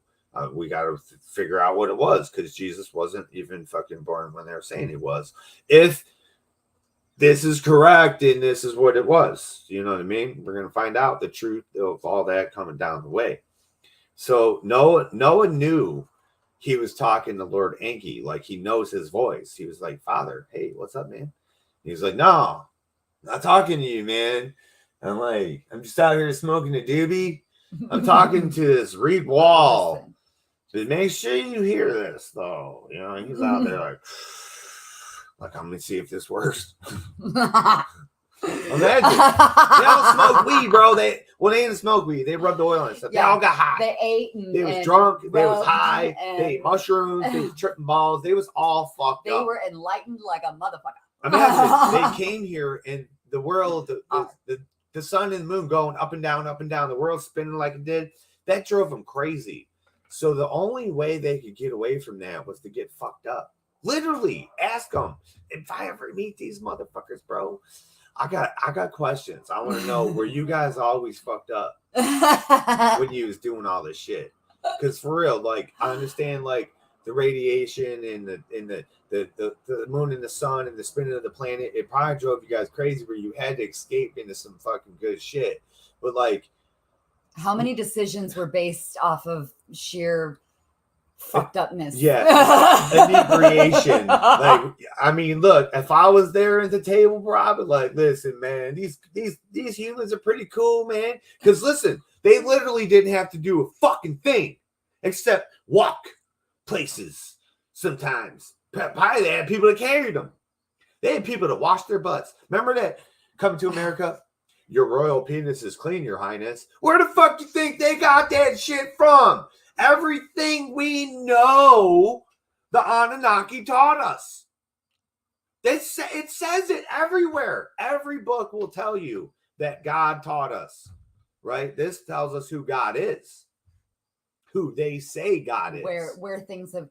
So one of the things, and I'm not sure if you wrote this down, and it's a little further into it. Yeah, but when it was Noah's turn to button up the hatches, that I thought was amusing to hear because that's been around since then. Yeah. Yeah. What's cool is you got to hear how he made the boat, where he made the boat. He didn't make it where he lived. He said he went to the domain of Lord Enki and started making his boat. So he started cutting all the trees down, gathering all the people from over there, right? So he made an excuse for people to help him. Yeah, made an excuse for people to help him. It was pretty cool. Yeah. The Ark, a secret of the Anunnaki. So he told Noah specifically, or the Reed Hut, make this boat. Make it be a submarine so it can toss around. Make it completely sealed so no water can get in. I want to know where the oxygen comes from. That's what I want to know. 40 days, 40 nights, animals in there. Now, like you said, oh, I forgot this part. So he opens the boat doors and he says, hey, man, let's just go from here because it's coming. So the Lord Enki says, keep this boat a secret. Don't let any other Anunnaki know. He didn't say humans. He said, don't tell the other Anunnaki because, like, you guys ain't supposed to be alive after this. You're supposed to be dead. You look hot, by the way. Oh, thank you. Yeah. And he also says that Noah was the wisest, okay, of this civilized man, even over over Adam. Remember, Adam had died, okay, years ago. So Noah was the wisest of the civilized man. Why wouldn't Methuselah be? Methuselah was the magician, the wizard, right? He knew a lot. He knew a lot. But see, he didn't have the Lord Enki blood. He didn't have the next. He was washed down the line of Adam. So he was getting, whatever. He still had lots of power, but, take Methuselah and add Lord Enki in, and then you had Noah. So Noah was like this all-powerful, all-knowing wizard motherfucker. Like, he was super duper duper. Okay? So he had like 3 times the amount of Anunnaki that any of them else had. Like, you know what I mean? That was pretty cool. So he was the wisest of the civilized man. Okay? And the boat was built in Enki's domain. 5 days to build the boat. Now, here's the thing. Lord Enki's telling the story. He's telling a story about Noah, but he's telling the story that he's telling. So in 5 days was our time. Now, they show in the movie of Noah, which is completely way off this story, but they show that these angels fell to the ground, became these rock things or whatever, but they became earthbound is what it's showing you there. They're rock, right? And they're earthly now. They can't ever go back to wherever they came from. They're earthbound is what I depict from that. And they're giants. They're huge. So it's showing that Noah got help from giants, right? So the truth is in there. Noah got help from giants. Noah's giant in the first place. I think his bed was like 18 feet tall. His wife was like 15 feet tall, I think it was. They found like these evidences of things. So he got help from giants. Like, could giants really build this fucking boat of the biblical dimensions you guys know about in 5 fucking days? Or 5 times 30 equals 150. Now, so in the Anunnaki, 1 day was 30 days. Was to 1 month. Yeah. Absolutely. So in 150 days, possibly. You know what I'm saying? It could go either way, because I could see giants doing a boat in 5 days. I could see that happening if he was ushering them into, like, get your asses moving, because his excuse that he was told to make was that the gods and Lil Enki are upset with them, and they need to get their ass in gear. Get their ass in gear, exactly. And they it was said, all for them. And they said the giants labored at the trees. Now, when they write our story, will they say that we clear cut forests? Humans cut down all these trees? I mean, sure, maybe we'll go in deep depth of that, but they give us this little thing that the giants labored at the trees. Well, no shit, you got to cut a tree down to goddamn cook, to make a house, to make a fire, to keep warm. Well, no fucking shit. You're going to cut down a lot of trees. And if you're a tall, huge motherfucker, you're going to consume a lot of tree. So that's a weird thing to put in there, unless it meant something specific. Like, they clear cut shit for purposes. So when you look over there now, you're like, damn, it's all desert and shit. You know what I'm saying? It's all this desert area over there. And you know this by my same example. Go out in the forest. If you got a nice forest, just do an experiment. Cut a little small area of all those trees down and watch how that specific ground that used to be nice and moist and fertile and shit, that's going to dry up and die. And all around, it's going to be all beautiful and shit. That's exactly what happened to all that shit. They show it Noah when he's making his boat, and he walks up, and all those tree stumps for every mountain, every fucking mountain, tree stumps. That's all the trees were gone. That's what they would have had to do. That's a great. The boat as big as that they. Yeah. Yeah, great depiction. Great depiction of all that for food and everything. I mean, just to have a camp. Imagine the camp it would take to build this fucking boat. I mean, shit. Okay. So, Nergal was the Lord of the Great Waters, was the pilot, right? he could possibly be Poseidon even too. Who knows? You know what I'm saying? But we know Lord Enki's being Poseidon. But could it be just that's Lord Enki's blood? It is. Maybe motherfuckers just don't even know what happened. I think Lord Enki's the great dweller. He's the great sleeper. He's the one that's going to wake up pretty soon and be like, what the fuck's happening? And when he wakes up, I'm like, yo, bro, I've been waiting for you this whole time. Bless me, man. Just touch me with that fucking frequency power. Let me know the truth. That's all I want to know. Let me just know the truth. Okay, so I'm trying to scroll my fucking notepad up, damn it. All right, so when he opened the doors of the boats, before the flood came, he's like, yo, any of y'all motherfuckers want to come in this boat? Come on. He's like, hurry up. And the animals understood him. Tell me that's not fucking, tell me. The animals. The animals that were right there, you know, the shepherding ones. The birds flew in 2 by 2 in pairs. They knew. He told them. The animals could talk to us in those days. We could feel them. We understood them. We understood the plants. We knew how they felt. We could understand their frequency. This is written. This is the thing. That's magic. That's what it is. So the animals that were directly right here knew what he was about and said, hell yeah, we want to get saved. We're going to come in here 2 by 2 so our little species could come in. So the little 4-legged animals like gazelles and shit, little deer and stuff, little moose or something like that came in there. But all the other animals, the Anunnaki, couple of them went and collected the seeds from the earth and then the essences of all the animals they wanted to keep in the future. So they didn't go get like the Leviathan. They didn't go get the T-Rex. They didn't go get all these ones that ate fucking people. They didn't get those ones. They got the cool ones. Lions, tigers, and bears, oh my. You know what I'm saying? They got all of this stuff and the stuff that could have been from 15,000 years till now. You know, they could have, sure, they got dragons. Sure, they had dinosaurs. They just didn't have a T-Rex. They didn't let that one keep coming. The bear. They didn't let the shit that really fucked with us. They got a brontosaurus, stegosaurus, the shit we could ride, the shit we could use to plow fields and shit before they made horses and shit, right? Because they made all this. It was under the landing pad. They fucking encased the seeds and crystals, put them on the landing pad. And when it landed, they dug out the sticks and shit. The giant cedars broke up. They broke in the waves, in the flood. So they were all covered in the pad. They had to move them out the way and pulled it out. And they were like, hell yeah, now we can start creating shit again. All right.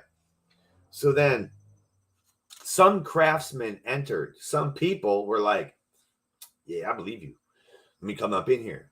So not only just one family, we have one family, his family, Noah's family, and the pilot, the Anunnaki pilot, the dude go, whoa, it's a big one. Mind you, this thing's flipping. There's animals in there and shit. I mean, they're going to be all fucking dead. 40 days, 40 nights in a boat, airtight. If it's watertight, it's airtight, baby. It's got to be. Very true. It's watertight, it's airtight. There ain't no, how the fuck, it's big. But for 40 days, 40 nights, these are big things. And animals, how are you going to control animals to stop breathing? You're going to make it breathe every 5 minutes or something? I don't fucking know. Okay. So some craftsmen even come in there. Other dudes, other people and women come up on this boat. How the fuck are they going to live? What are they breathing? Right? Do humans even breathe oxygen? I've gone in that way. What's the percentage of oxygen in each breath? That percentage will blow your mind. What the fuck do we breathe? What do we breathe if it's not oxygen? It's like 12% or 14% or something stupid is what the oxygen is in each breath. Like 100% oxygen will fucking kill us. So we could potentially make a atmosphere that's not oxygen that we can sustain in. Yeah. Something that has way less. Like there's writings about we really breathe in mana, energy, is what we really breathe. The chemical mixture is just the add-in of the frequency we need to survive. Mm-hmm. And that's what, when we go into, say, space has, like, the blackness of space has no frequency. When you see this, if you see this color, that's frequency, baby. That's frequency. You see light, that's frequency. Now we go there, we might have to breathe. We might be able to breathe because there's frequency. Right. See, that's just my thing. That's just my thing. That's my thought. All right, so from the south came the flood, is what they say. From the south came the flood. To the north, okay? We all, like scientists say, the flood came from the north to the south. But here it says the sheets fell from the north into the South Sea because the south rumbled so hard. That tells me Nibiru came and passed the south. And when it passed it, it tipped it. Because look, the Anunnaki flew up into space. Not into space, but they were in our atmosphere, in our clouds. Okay. The waves were so high, they had to go higher. They had to go higher because the wave was so fucking high. They were like, holy shit, we have to go up higher, man. We're going to get fucking hit. And then, so they were up there and they were flying around. Think about this. They said all they saw was water. There was no land. They were flying around the whole fucking thing. There was no land. Nothing survived, right? That was on that fucking surface of that earth, right? But they could not see if land shifted underneath them. This is what I'm saying.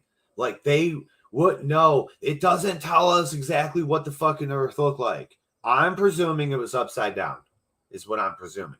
From what we know today, it was upside down or tilted in such a way where it was nearly upside down. And then Nibiru comes from the south, whatever we look at the planet. And that's what's weird too, is we don't really know what is up and down because we're in space, bro. What the fuck is up and down? Yeah. What if when we were looking at our planet, that's not how it is from the real thing? What if everything else is flipped upside down? Like our whole galaxy is wrong to us. Like, because we're dumb fucking humans. In our heads, for me, at least in my assumption, we think up and down is down. You know, the south and the north. The south is down, the north is up. That's what our brains perceive. But Is that what they perceive? It's all perception. It's all, who knows what they see when they come in, what is up and what is down. Exactly. So that's the whole debate of it in my head as I toss and turn about this all the time. Because, you know, if say like what we think is our north was way tilted, because they said they couldn't see North and South America. So turn that sideways, bro. Turn that sideways and put it up in the north. Don't put it up and down. Turn it sideways and put it up there. And that shit was all covered. And so that would completely put all these islands and everything in such a weird ass position. The bottom was all ice. But what if the bottom ice was all ocean? What if there was nothing underneath that ice and it was just all ocean? And then when it rumbled and crazy because it was ice, and then Nibiru come by this way and it completely melted it, right? And made tons of water. And then the ice shelf crashed into that water and made this huge fucking wave. Like, that's just what I see in my head. And when it did that, when it comes by, they said it shadowed the moon. They said the moon disappeared. Something covered the moon. Did it go between the moon and us? Man, that's close as fuck. That's like a goddamn near miss, baby. That is so close. I don't know. But they said when it did go through it went between us and Mars. It ripped all of Mars's water off, all the rest of its atmosphere, and left Mars as a fucking red dust ball, which we see it today. Uninhabitable. When before it was habitable with just shitty air. And it had lakes, it had rivers, yep. it had shit. It was able, you were able to be there. As they wrote it. So in our flood time, that's when Mars got fucked. Yep, Mars was good destroyed. Old Nibiru coming through. Fucking shit up. But that makes absolute sense that the entire ocean of that area would be frozen, because that is what would make that much water and that much of an impact. If it were something that was frozen over land, I don't believe that it would be that substantial to make such an impact that it was. It wouldn't be that much water. Exactly. Where'd all the fucking water come from, dude? That's what I'm wondering. Where did all this water come from? Because think about it. We have ice sheets now. Okay. And if they melt, we're just going to get drowned out. Where the hell did all that ice come from before? Imagine it would have to have been, the ocean had to have been frozen, bro. And sucked up all that water in the middle of the motherfucking ocean. You know when you spin the globe and you see that whole big ass ocean right there? Imagine that was the bottom of the planet. They say there was Mu there or something like that. Possibly there was an island over there. You know what I mean? But I'm talking, there's still a big ass motherfucking chunk of ocean. Imagine if that was frozen. Then flip the world, flip that globe to exactly where that would be, down and frozen. That would be the southern frozen land. That's all water. And then all that water would go sucked in. Like, it would make sense how it would be so low, you know? And then later the flood happens, because think about it. It would only have to be that low, and then they could go into the ground and mine and shit. Why is it after the flood they couldn't mine anymore? It was all flooded. It was all those mine shafts were full of water. Gone. Full of water. And then everything else all sunk in. Remember that like there was only a certain number of seas that were deep for them to fly over. The rest of the land masses had marshes almost around. They weren't so deep. Yeah. So this water covered everything. All the way up until now. We live on mountaintops. We live on where they would say, go to the Cedar Mountains. We live there. We live there now. Like, we're only a little bit lower. If you go to Lebanon and you stand on flat ground there at sea level, like, the Cedar Mountains ain't that fucking far away, bro. We're right there. But in biblical times, they was far shit from the Cedar. That was a far little lofty place. You know what I'm saying? So 40 days and 40 nights. Everything that lived turned to clay. And I gave you my example of how I think they built those walls that they can't explain, of how they were so precisely you can't fit paper through them, because they were soft mud. They were clay. They were living flesh of giants that fucking died, is what they said. And it hadn't hardened yet. Nope, the earth hadn't hardened yet. It was just after the flood. It was soft and malleable, and they were able to build structures quite easily, I imagine, with their little lasers. Mm-hmm. Now imagine we dig up rocks, we find rocks, and they're all pretty and cool. Now imagine if you could really excavate, you'd find a motherfucking giant laying there, dude. We literally just chopped off a piece of his leg, and we're like, look at this cool fucking rock, guys, I found. And dude, they're literally parts of people that lived then. This is just the truth. Go do the research. Living fossils. You know what I'm saying? You're going to like be blown away. Mud fossils. You're going to be blown away. Giants that lived and died in the flood. Motherfuckers standing with their hands up, bro. You're going to see this shit. You're going to be like, oh my God. You're going to learn how gold trickles down. Your blood is rich with gold. You know, imagine if you're drinking mononuclear gold and eating bread full of mononuclear gold. They literally took mononuclear gold, powder form, mixed yeast and shit with it, made bread. They didn't mix flour with it. The whole thing was fucking powdered gold. They ate it as goddamn food. Bro, do you understand? You would be glowing gold. You'd be pure gold. So when you die and you turn to motherfucking mud and crystal, all that gold's going to fall down to your fingertips. And we see them as gold veins surrounded by motherfucking quartz crystals. And that's the giants, bro. Down their feet, their fingertips and shit. It's just crazy. 40 days and 40 nights it rained, right?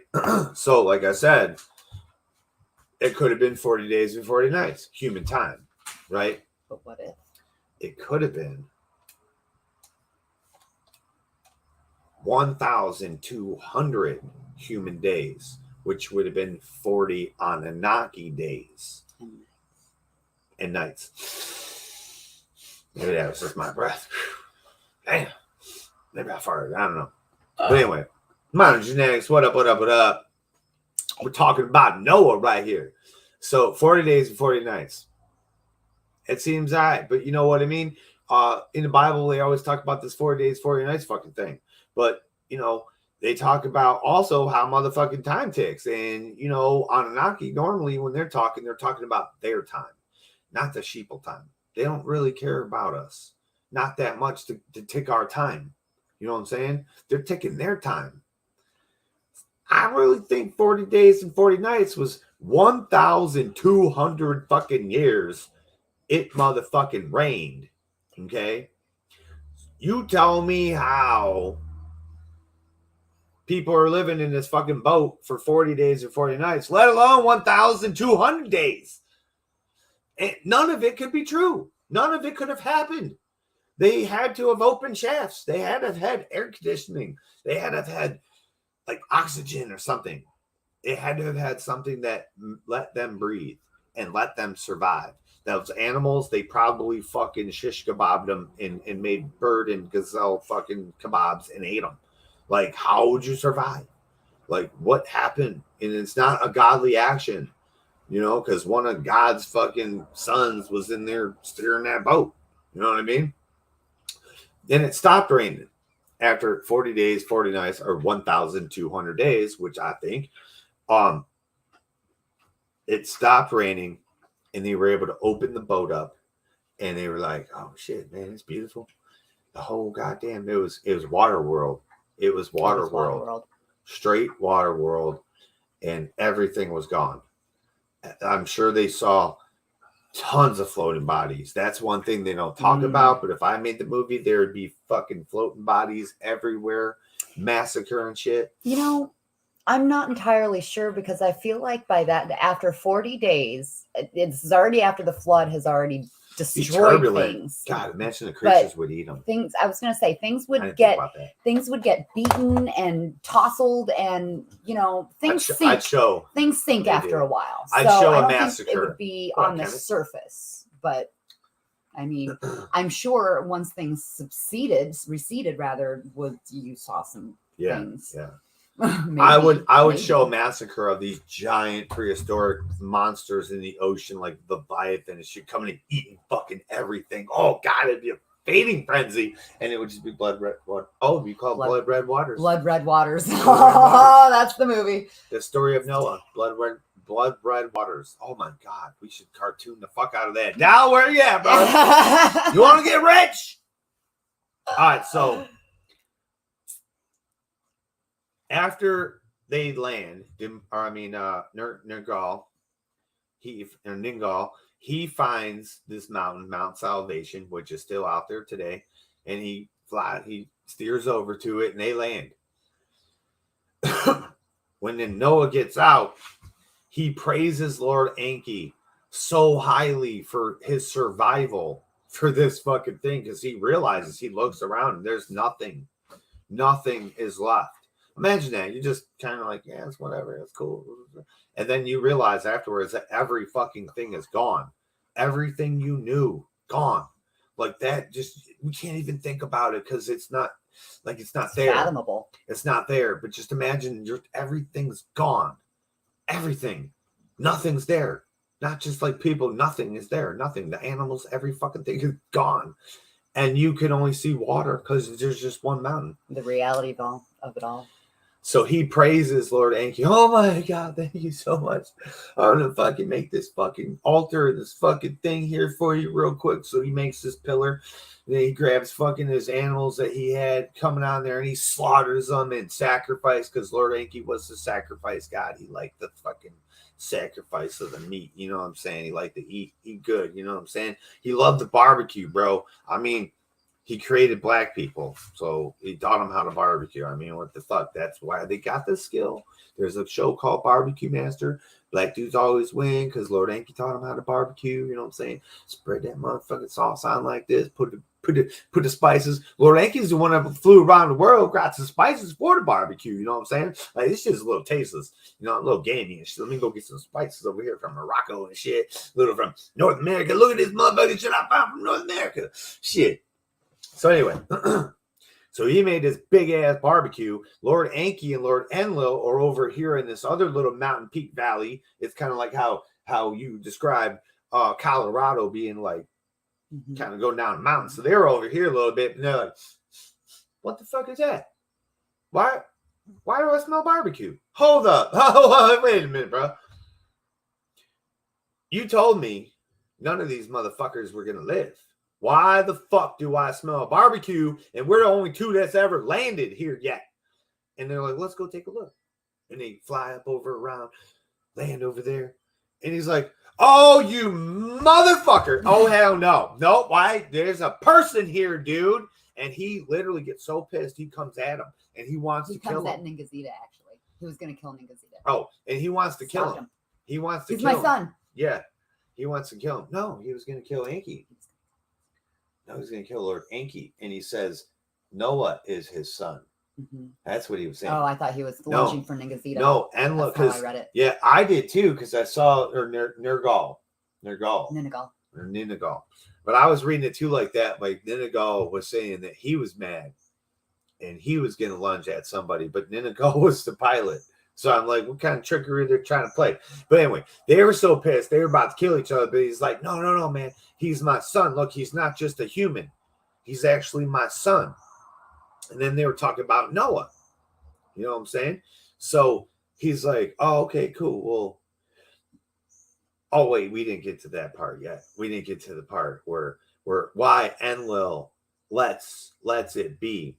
We were supposed to read the 10th, the 11th chapter. Oh, I was going to do that after you were done discussing. Oh, okay, cool. So she'll read you what's going to happen here coming up soon and why in those days, dudes could live for 54,000 fucking years.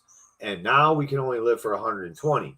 What exactly happened? Why is that the case? Why did Noah supposedly in the Bible live for 980 years? Why is that the case? And now we can only live for 120. What happened? What did they do? Well, it's probably the same motherfucking thing they did to why motherfuckers can't grow a beard. They knew genetics, man. And they fucking tweaked us like little rat labs or lab rats, whatever it is. So Enlil wanted to kill Lord Enki or Nergal, Ningal, whatever one of the case may have been. They wanted to kill each other. And then they said it was cool. Nimba gave an oath, though. She gave an oath. And then said that this kind of tragedy would never again happen to humanity. Never. That they would save us. Whether they take us on their spaceship, whether they divert whatever tragedy that's coming our way, but they will never again let us perish in the way that they didn't tell us. They didn't tell anybody that this shit was going to happen. They let us get wiped out. Let them get wiped out. Unknowingly. And watched it. So Nimma, the creator of people, she's the mother. She's the ma'am. She's the ma'am. Yes, ma'am. When you say God's a woman, God's a woman. She stuck that fucking clay shit up in her vagina and spit out the first people. You know what I'm saying? That was the key. The key to creation was her and Lord Enki, but her, without the female, there would be nothing. There would be no us. You know what I'm saying? You can't have only masculine. The darkness is the female. When you say the light is the male in creation, the darkness held all of creation. So the darkness is the female. See what I'm saying? So it's not, the darkness isn't a bad thing.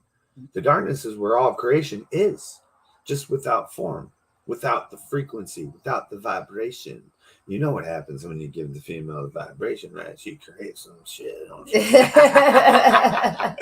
It's just the truth. So, Nimma, please save us. You know what I'm saying? you know, we got Nibiru's coming through. It's coming through again. It's going to come through one more time. It's going to be close to us. Is it going to do some shit to Mars again? You know, we got people that want to go to Mars and stuff. Like, what's going to happen? Is it going to send a rogue comet our way? You know, could that rogue comet could be deflected, anything like that. But if the planet comes back again, man, and are they still getting gold from us? Ha. That's my question. You heard after the flood, the need for gold was even more greater. Fuck them up too. Yep, fuck them up.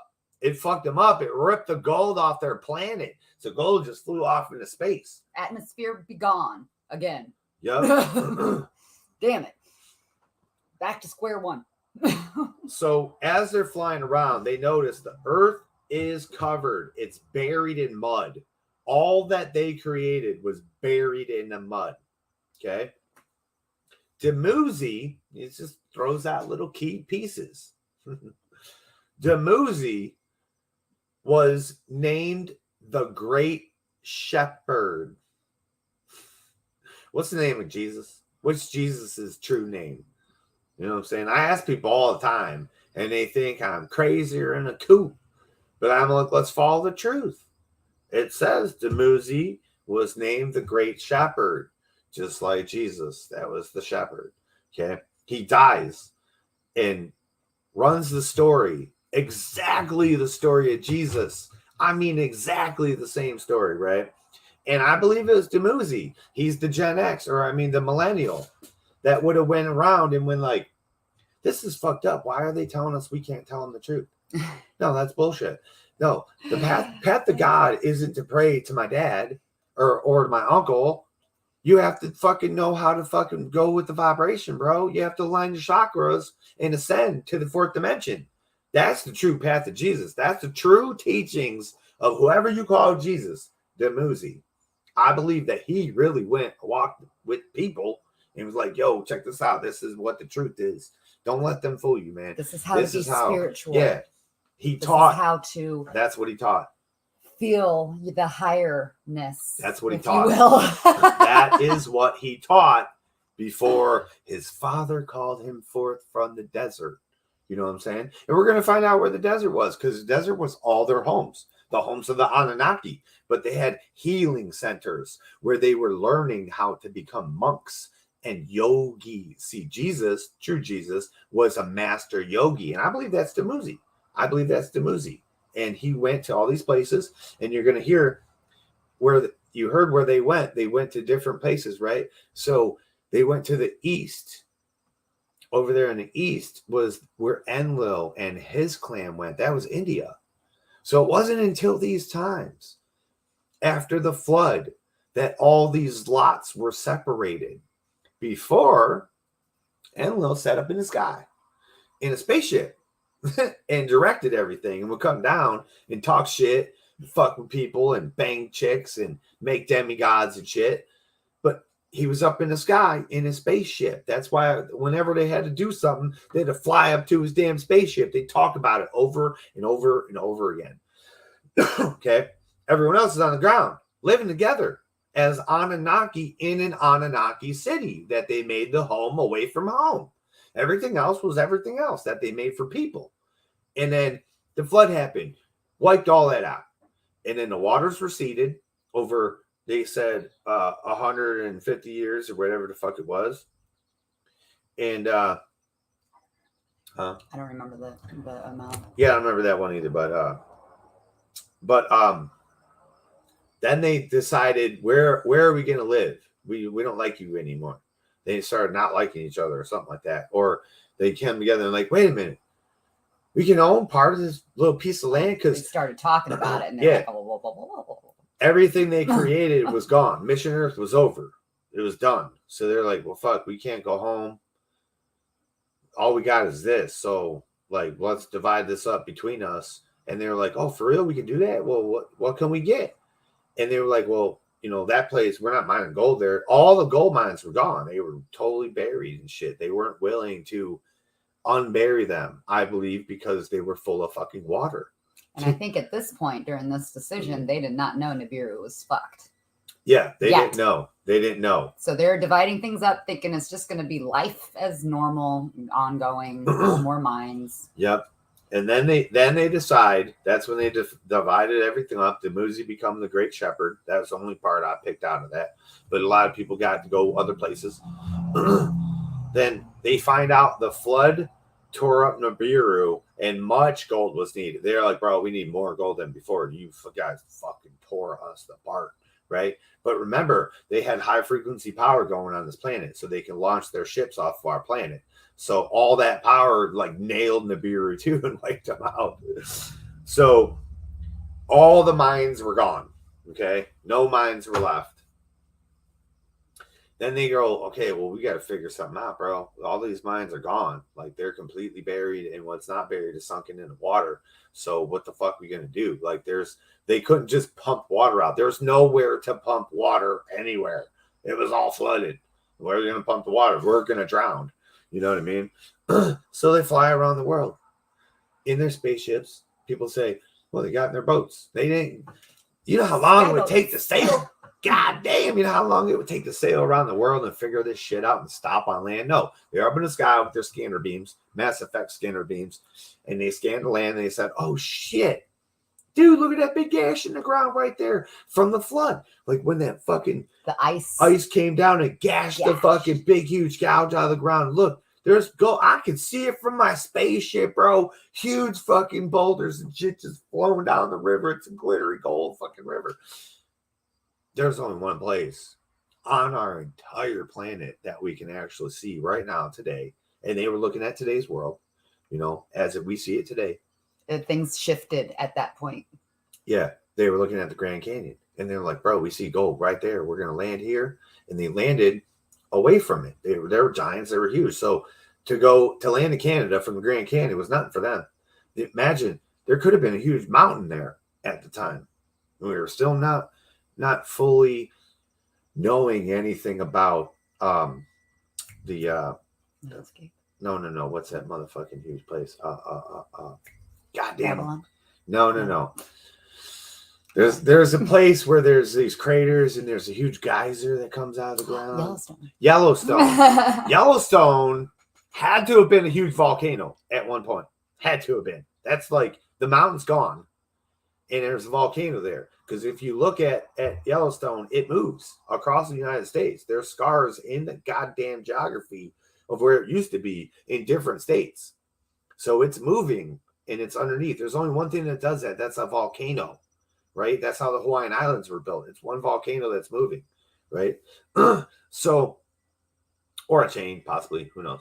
But so this is a volcano. And at one point, there could have been possibly a mountain. So this could have been the mountain that was motherfucking there. They maybe mined it. You know what I'm saying? Took the whole damn thing down for that gold. Or it could have been wiped out when the flood came. Who possibly knows? You know what I mean? But they found gold in North America.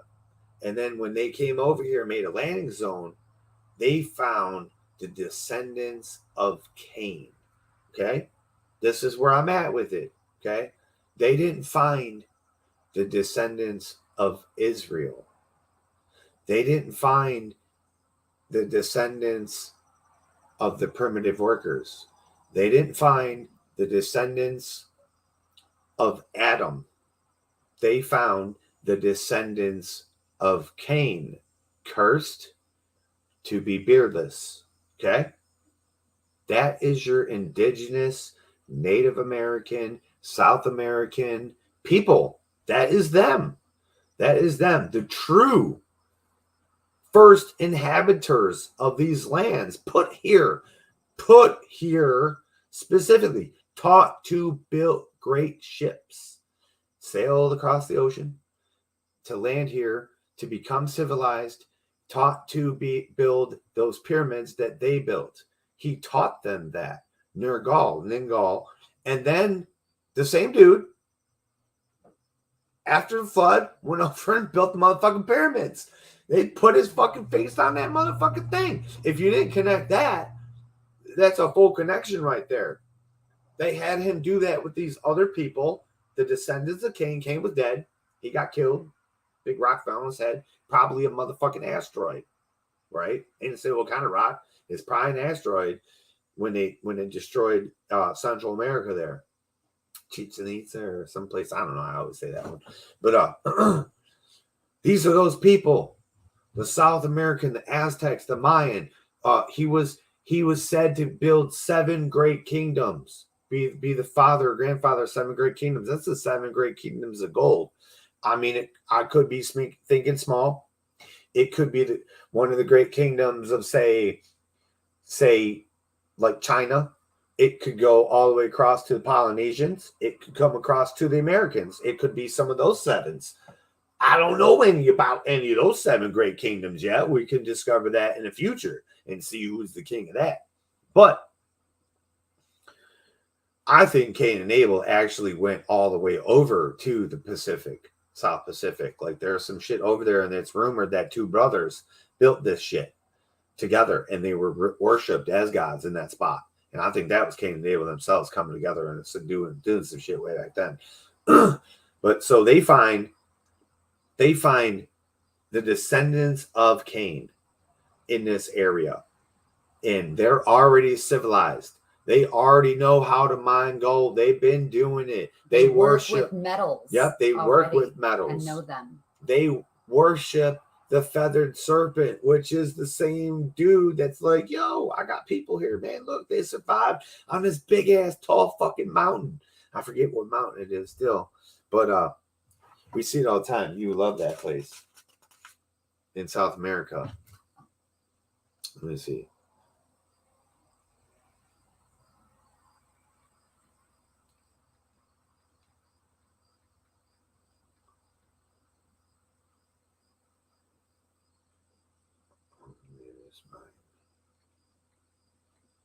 Is it the one in Brazil?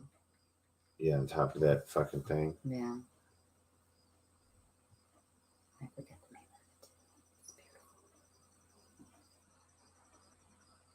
I don't know what it is. It's not it.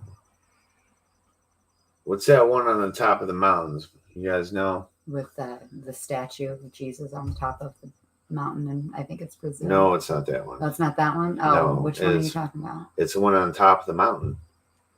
Way on top of the mountain. Oh, you motherfuckers. Naga. No, that's not that. No, I'm just reading somebody's comment.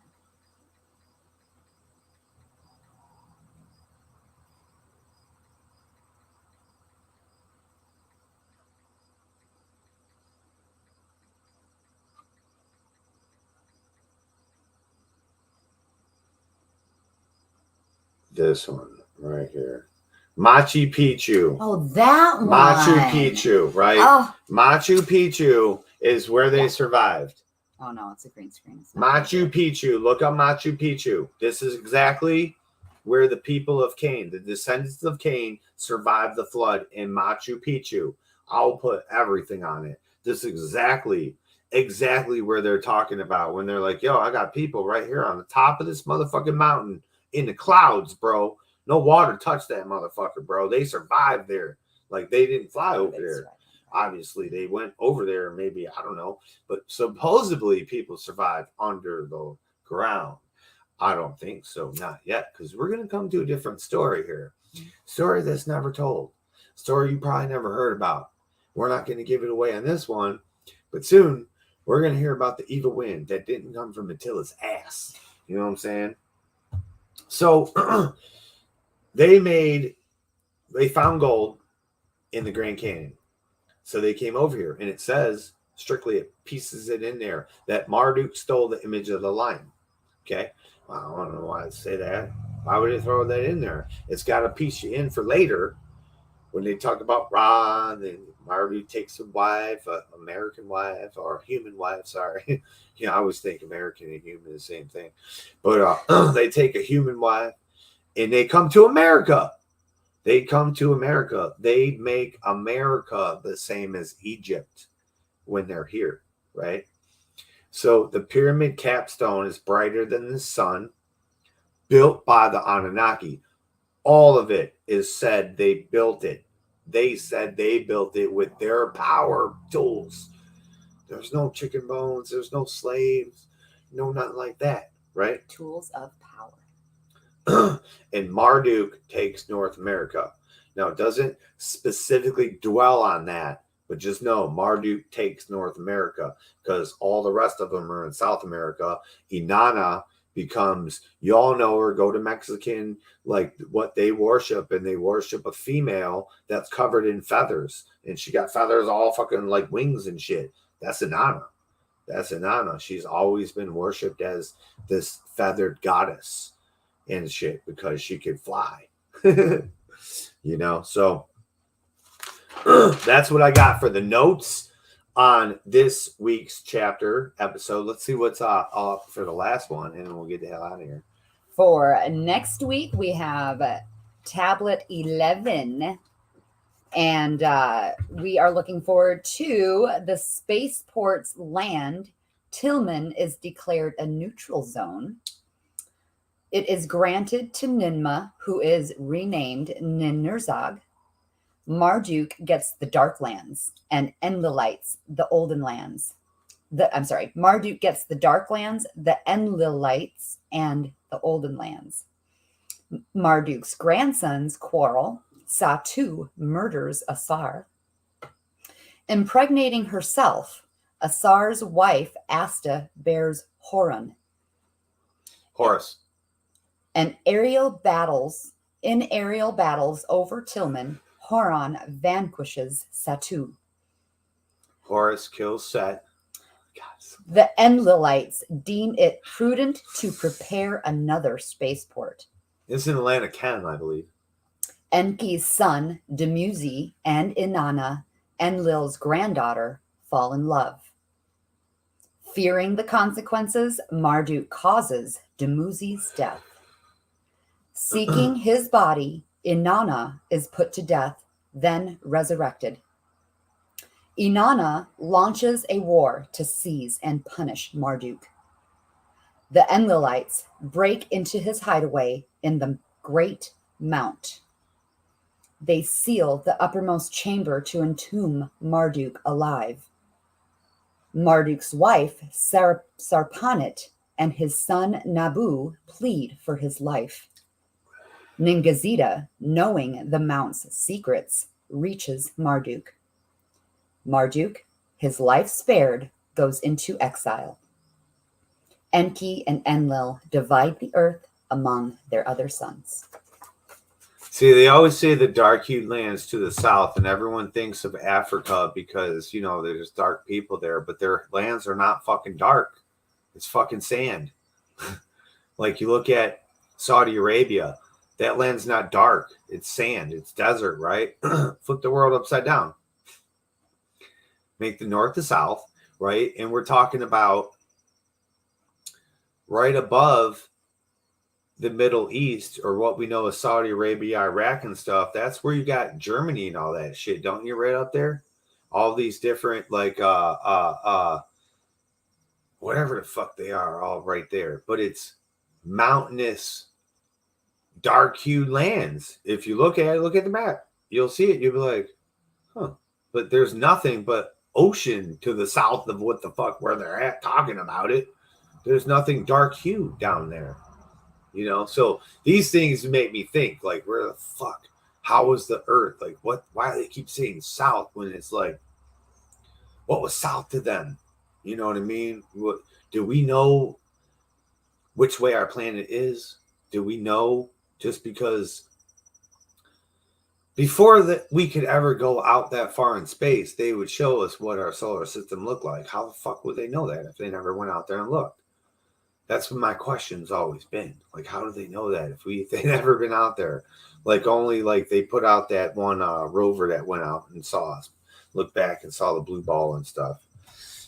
Yeah. It's wild. It is. It is indeed. So join us next time, everybody. Yeah. For another episode of the Ganja Gospel. I hope everyone was enlightened today. Yes. Enlightened about the story I know. And supposedly the end times. And people think the end times are going to come again. The old end times.